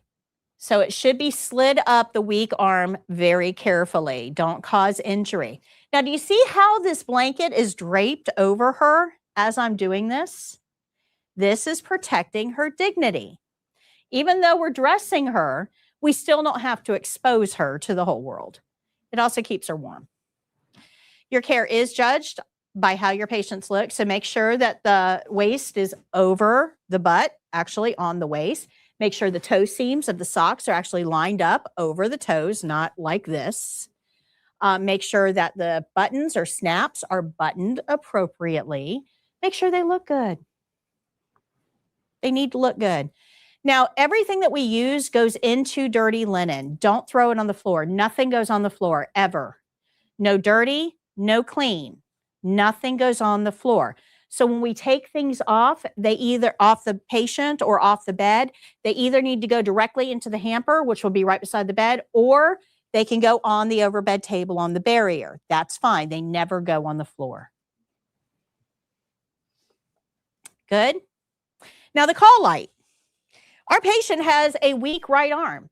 Where do you think we should put the call light? On the left. Why? Yeah. They have to be able to use it. Yeah, absolutely. So now we know all of the steps that we need to know to do this particular skill. So let's use these steps to check off this checklist, okay? So we're going to follow our care plan and we're going to get that check mark. We're going to do our opening and get all of those check marks. We're going to decide if we need gloves. Now, let's time out here for a second, okay? We might need gloves for this. If the patient has any body fluids that we might encounter, I would wear gloves. Our mannequin has no body fluids. If we're going to touch personal skin, well, I'm not putting on undergarments, right? Did my care plan tell me to do undergarments? So I'm not in their bathing suit area. So I don't need gloves. Now, if I were going to be in a bathing suit area, I would wear gloves. Now, it also would require gloves if my patient has any non-intact skin. But the mannequin has no wounds, rashes, sores, or incisions that I'm going to be near. So for the test, this patient, this one right here, do I need gloves? In a clinical setting, if my patient is leaking something, I need gloves. If my patient has an open sore, I need gloves. If I'm going to be anywhere near their bathing suit parts, I need gloves. Do you guys see how gloves isn't by skill? It's by patient. Good? All right, so I'll evaluate whether I need gloves. Spoiler alert, you won't. I'm going to use a barrier to put my supplies on. I'm going to use that privacy blanket to minimize exposure. I'm going to follow my linen rules, not hold them against my uniform, not put them on the floor. I'm going to do my skill-specific steps, which there's quite a few. There's quite a few for this one. Remember the pulse, there were only 2. This one, more of the skill is specific to the skill. And then I'm going to end with my closing, which gives me the rest of those check marks. So altogether, when you look at all of these steps together, it's only about 1/3 of the skill is actually the skill itself. The rest of it are things that we just keep doing over and over and over for lots and lots of skills. Good? I look at it like granimals. You know, mix and match. All right, so this care plan is only for this patient. That's it. This one, he gets himself dressed. We aren't even involved in the process. This one, he needs a little help getting dressed, but he can do it himself. He just needs us to lay out the clothes in the order they're going to be put on. So like undergarments on top, then pants, then shirt, right? Lay them out in the order they're going to be put on. This lady, she needs help dressing, but she doesn't have a weak arm. Good? Make sense? Good. Now I want to talk to you real quick about that whole long sleeve thing. Anybody been outside lately? What's temperature like out there? Oh my gosh. Yeah, it's like walking into a wall of humidity. It's awful out there. It's horrible. So if you saw a care plan right now that said dress your patients in long sleeves, you'd probably be looking at it a little sideways going, it's too hot for long sleeves. And you might be tempted to put the patient in short sleeves. What do we know about the care plan? We follow the care plan. Now, our care plan says long sleeves. Do we have the authority based on the fact that it's hot to change that? No. Now, a couple things you need to understand about long sleeves. For us, it's temperature and fashion.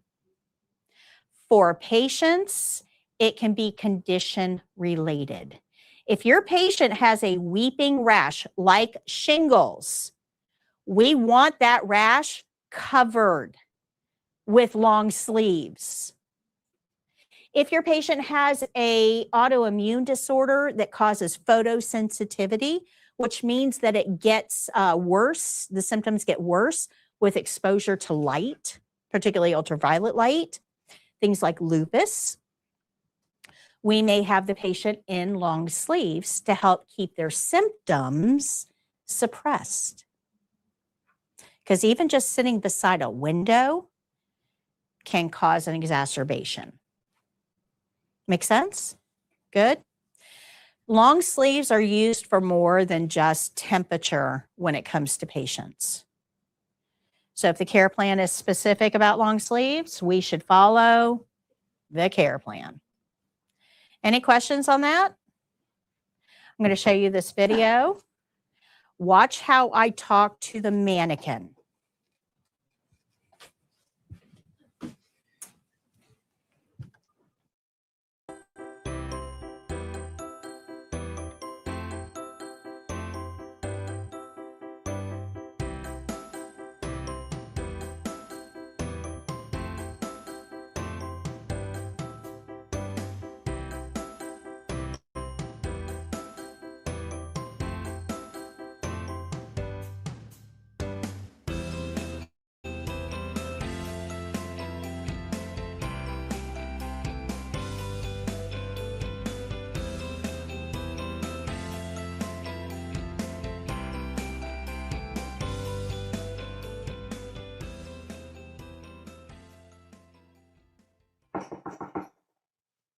Hi, Miss Jones. My name is Patty. I'm your CNA today. How are you?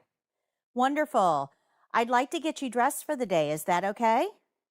Very good. Let me close your curtain, wash my hands, get my supplies, and I'll be right back.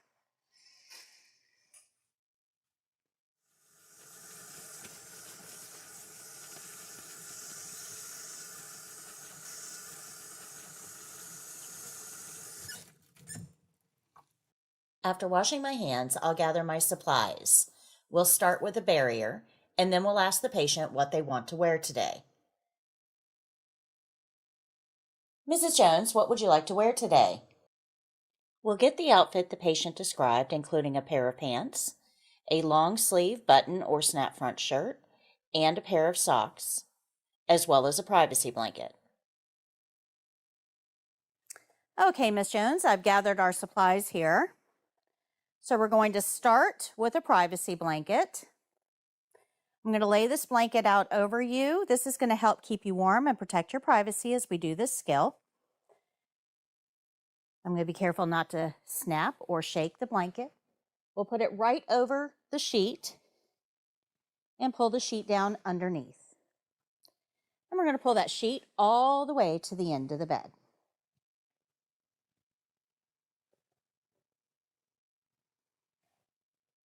Okay, we're going to start with the sock.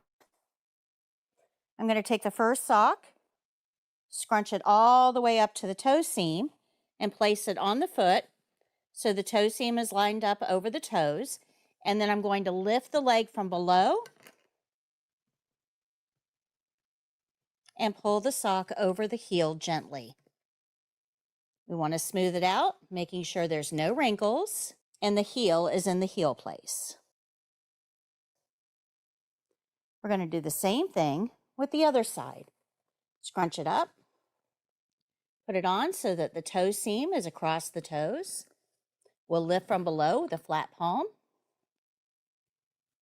put it over the heel, and smooth out all wrinkles. Okay, so now we're going to put your pants on. I'm going to unfold the pants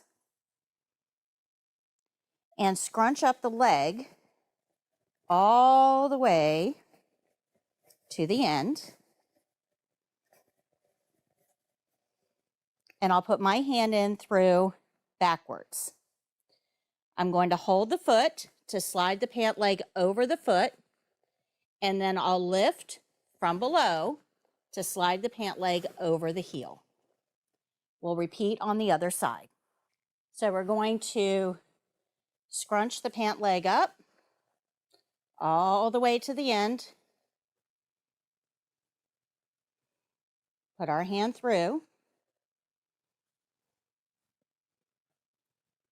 and hold the foot in place with our hand while we slide the pant over the foot. Lift from below to put the pant leg over the heel. And then we're going to pull the pants up. Okay, Miss Jones, if I can have you lift your hips up for me. Very good. We'll pull the blanket down and straighten the legs.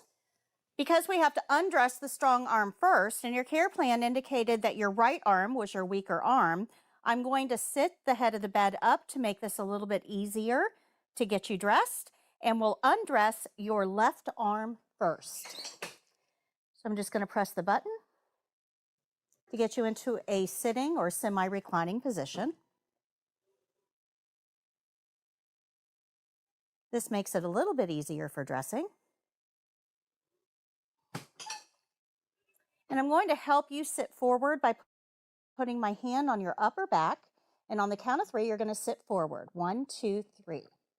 Thank you very much. I'll hold you in place, untie that gown, and then we'll tuck that privacy blanket behind your back as we return you to a sitting position. We're going to remove the gown from this arm, supporting at the elbow as we lift, and then resting the elbow back on the bed. We'll move the gown to the other side. Okay, so we're going to remove the gown from your weaker arm now. So again, I'll tuck a corner of this blanket behind you. We're going to remove the gown from the weaker arm by lifting from below at the elbow to extend the elbow out very gently, minimizing motion. Then we'll rest it back on the bed. The gown will be put on the overbed table. Now we'll take the shirt, and our care plan specified a long sleeve, snap or button front shirt. This is a snap front. So I'm going to take the sleeve and bunch it up, putting my hand in through backwards and hold the patient's hand, holding all the fingers together, keeping the elbow on the bed as I slide the sleeve over my hand and the patient's. Then we'll lift from below at the elbow, supporting, and slide the arm sleeve all the way up. We'll rest that elbow back on the bed. Mrs. Jones, if I can assist you to sit forward, I'll put this shirt behind you around to the other side. Ready? 1, 2, 3. Thank you. We'll support at the upper back as we assist her. We want to smooth that shirt down. Come on back, Miss Jones. And I'll go to the other side to finish getting you dressed. And I'll help you put your arm in this sleeve. Again, we'll scrunch the sleeve all the way up. Put our hand in through backwards. And this time, Miss Jones, if you can reach your arm back and grasp my hand. Thank you. Support at the elbow.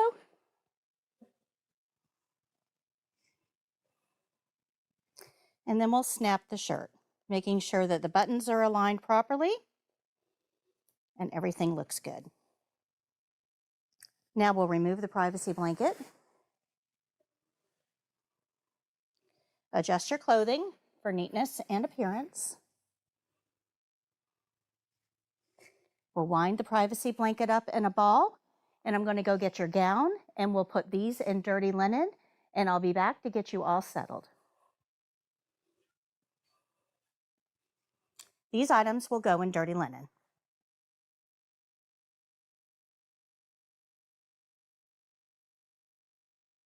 I'm going to throw your barrier away.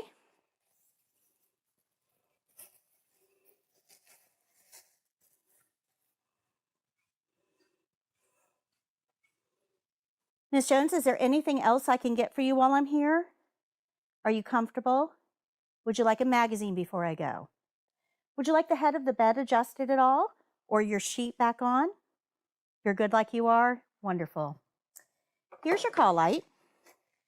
We're going to place it directly in the stronger hand. If you need anything, please press that red button and we'll be happy to assist you. Your bed is in the low position. The environment is clean. I'm going to open the curtain, go wash my hands, and if you need anything at all, please feel free to call.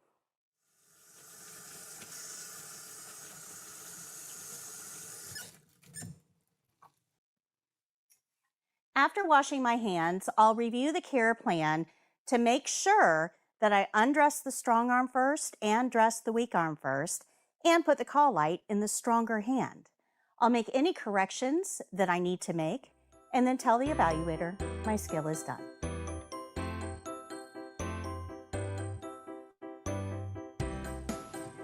Questions? Questions? That is one of the easiest skills. Once you understand what's required and you understand the principles involved, dressing the resident itself is not a hard skill. Okay? That's why we kind of start with that one. They do get a little more complex as we go, a little bit, but we'll know the principles that we need to address for each skill moving forward, and that will make them easier to learn. Good? Remember, again, we have flashcards for you if you start to feel overwhelmed. The last skill we're going to learn today is range of motion shoulder.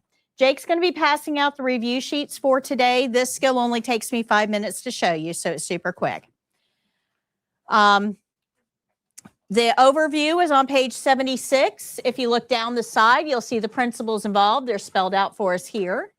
And it's just skill, it's our big four. Skill rules, opening, glove rules, and closing, along with our skill-specific steps. Down here, when you're looking at the testing information, somebody with your level of experience should be able to do this skill in 4 minutes or less. It actually takes maybe a minute.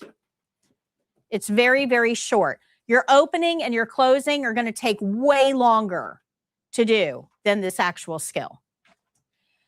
You're going to be doing this on a live patient, so that's one of you guys. And that person will be positioned in bed at the beginning of the skill. This is not a documentation skill. Step-by-step instructions are located on page 77. Care plans at the top. No supplies for this one. We like this skill. No supplies. Let's take a look at the care plan.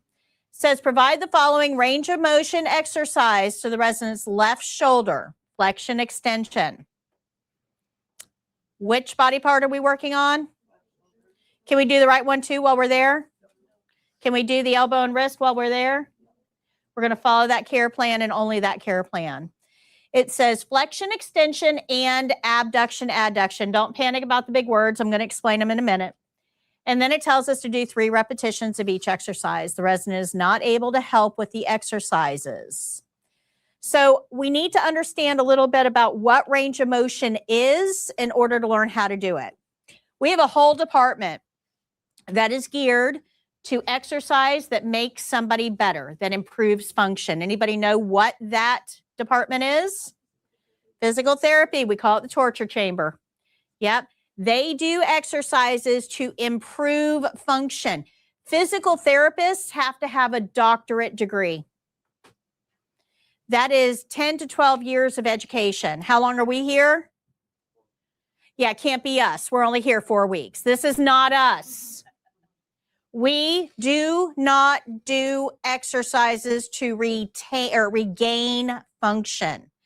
We do exercises to retain function, keep what they've already got, keep it from degrading. And the reason for that is because this patient is here receiving care. We're doing something with them.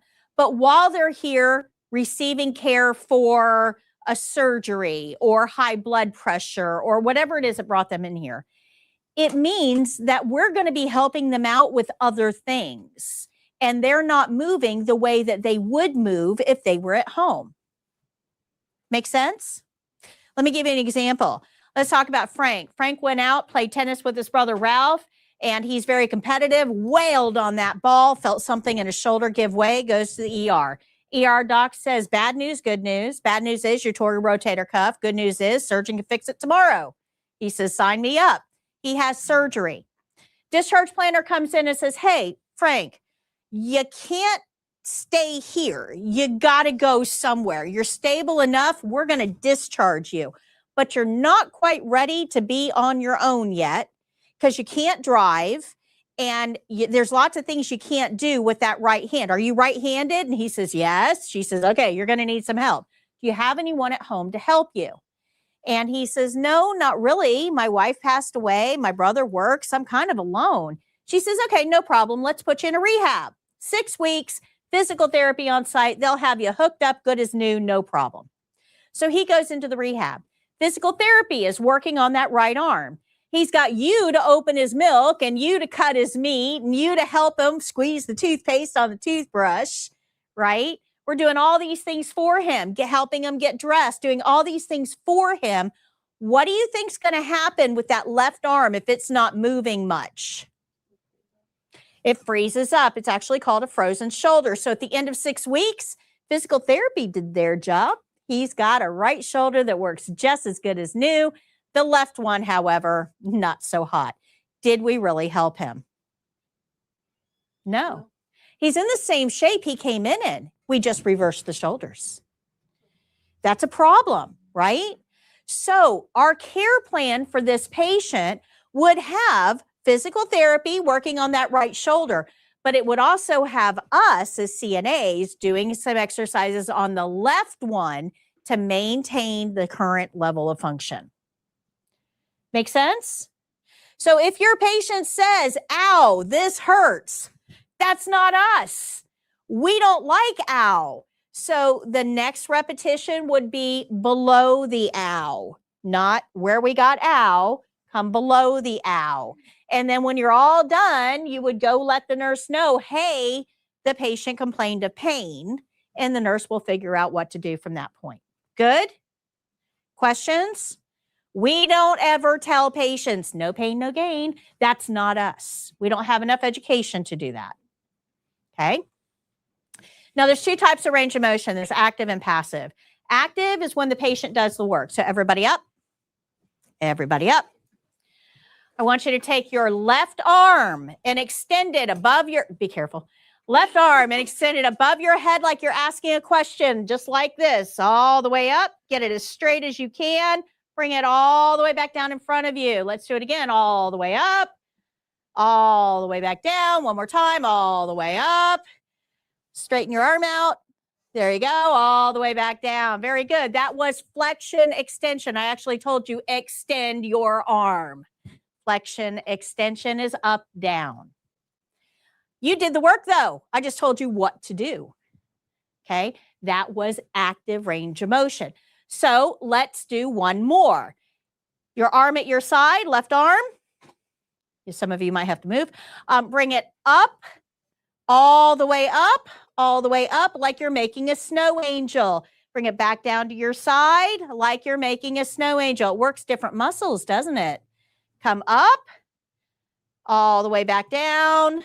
One more, up, all the way back down. That is abduction, adduction. Go ahead and have a seat. When you abduct a child, you take it away from its family. Don't do that. That's bad. Don't do that. But when we abduct an extremity, we take it away from its family. Adduct, ADD, brings it back to its family. So abduction, adduction is a side-to-side movement. Flexion, extension is an up-down movement. Okay, good. There's also rotation, which you will not have to do on the state exam, but rotation is just around. Questions? Pretty easy. So we're going to learn our skill-specific steps here. We're going to support the extremity near the joints, always underhand with a flat palm. Remember that? We learned that with earlier with dressing a resident. Never from above, always from below. Supporting near the joints with a flat palm. We're going to move slowly and smoothly. Remember, our care plan says our patient cannot help with the exercises.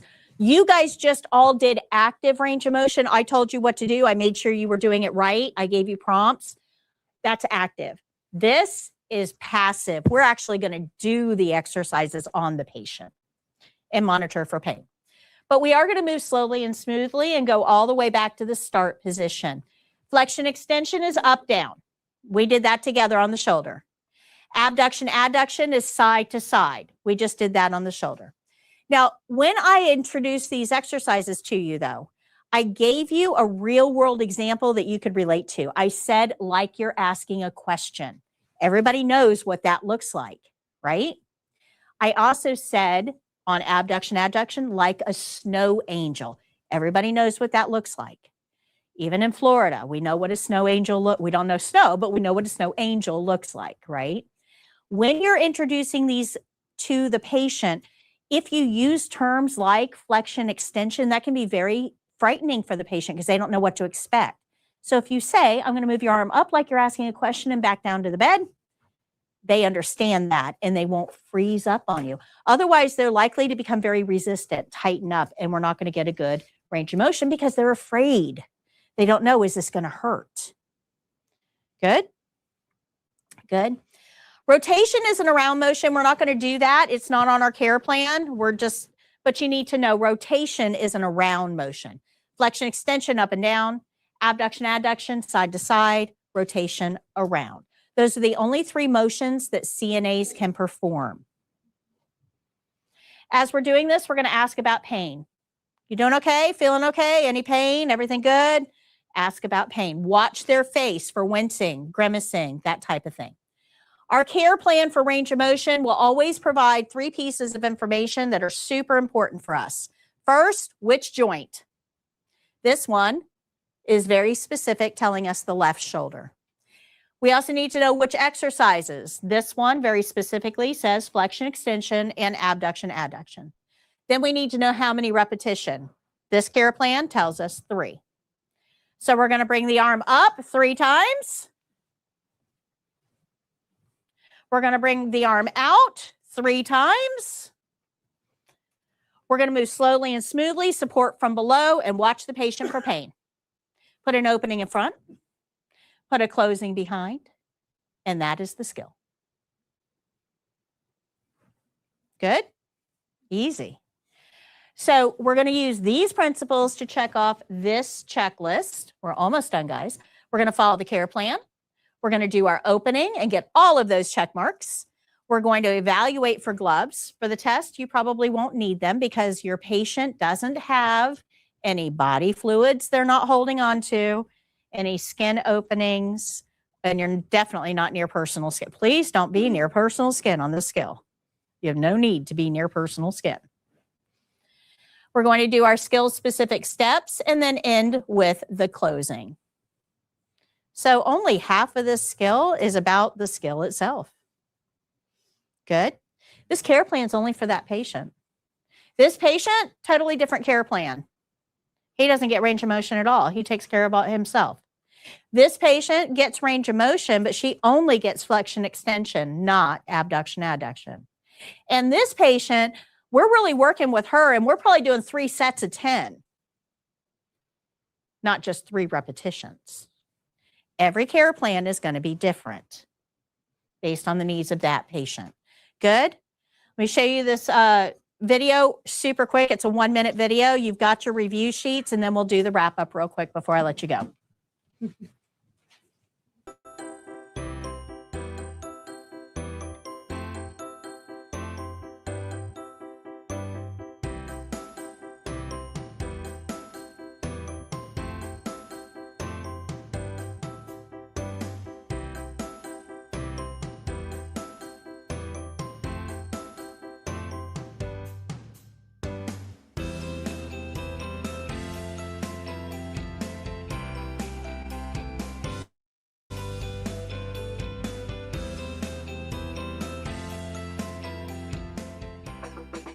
Hello.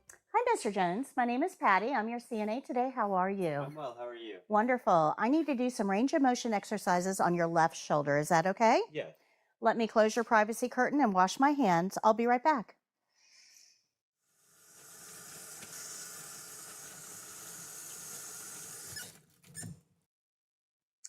Okay, Mr. Jones, the first exercise I'm going to do is bring your arm above your head and back down to the bed like you're asking a question. I'll do all the work. All you have to do is let me know if there's any pain or discomfort as we do this, okay? Okay. So we're going to bring your arm all the way up, supporting at both joints. Slowly and smoothly, all the way back to start. Here's 1. We're going to do that 2 more times. Up, still okay? Yes. Back to the bed, and 1 more. Up, and back to the bed. Okay. The next exercise we're going to do is bring your arm out and back in like you're making a snow angel. Okay? Okay. So I'm going to support at 2 joints. We're going to go all the way up and all the way back to start. Feel okay? Yes. All the way up and all the way back to start. Still okay? Yes. 1 more. All the way up and all the way back to start. Good? Yes, ma'am. Are you comfortable? Yes, ma'am. Would you like a magazine before I go? No, thank you. Your environment is clean. Bed is in the low position. Let me give you your call light. Here's your call light. If you need anything at all, just press that red button. We'll be happy to help. Thank you. I'm going to open your curtain and go wash my hands.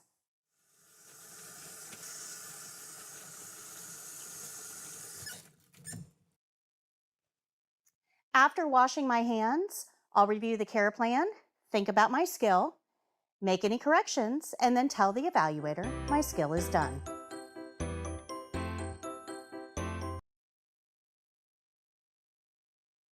On that skill. It's easy, yeah. We have 2 more range of motions we're going to learn, elbow and wrist, and then hip, knee, and ankle. So you've got a pretty good chance of getting a range of motion, but they're the easiest skills there are. So that's a good thing. That's a good thing. All right, homework over the weekend. You have 2 chapters, chapters 2 and 3. And remember on Monday, I told you these are long chapters. Don't wait until 11 o'clock on Sunday night and try to start them. They're long chapters. Try to break it up. So you'll read chapters 2 and 3 in the yellow book, take the tests on page 182 and 183 in the white book, and then grade those tests. After class wrap up email has already gone out. So it should be in your email box now. And Jake has already passed out the review sheet for you. Those of you who were looking to buy the care plan sets, Jake does have them here. He can help you out with that. And I hope you guys have a fantastic weekend. Try to do something fun. It's not all about class. Do something fun. And I will see you back here on Monday. Until next time, thank you for joining us. Happy caregiving. Bye.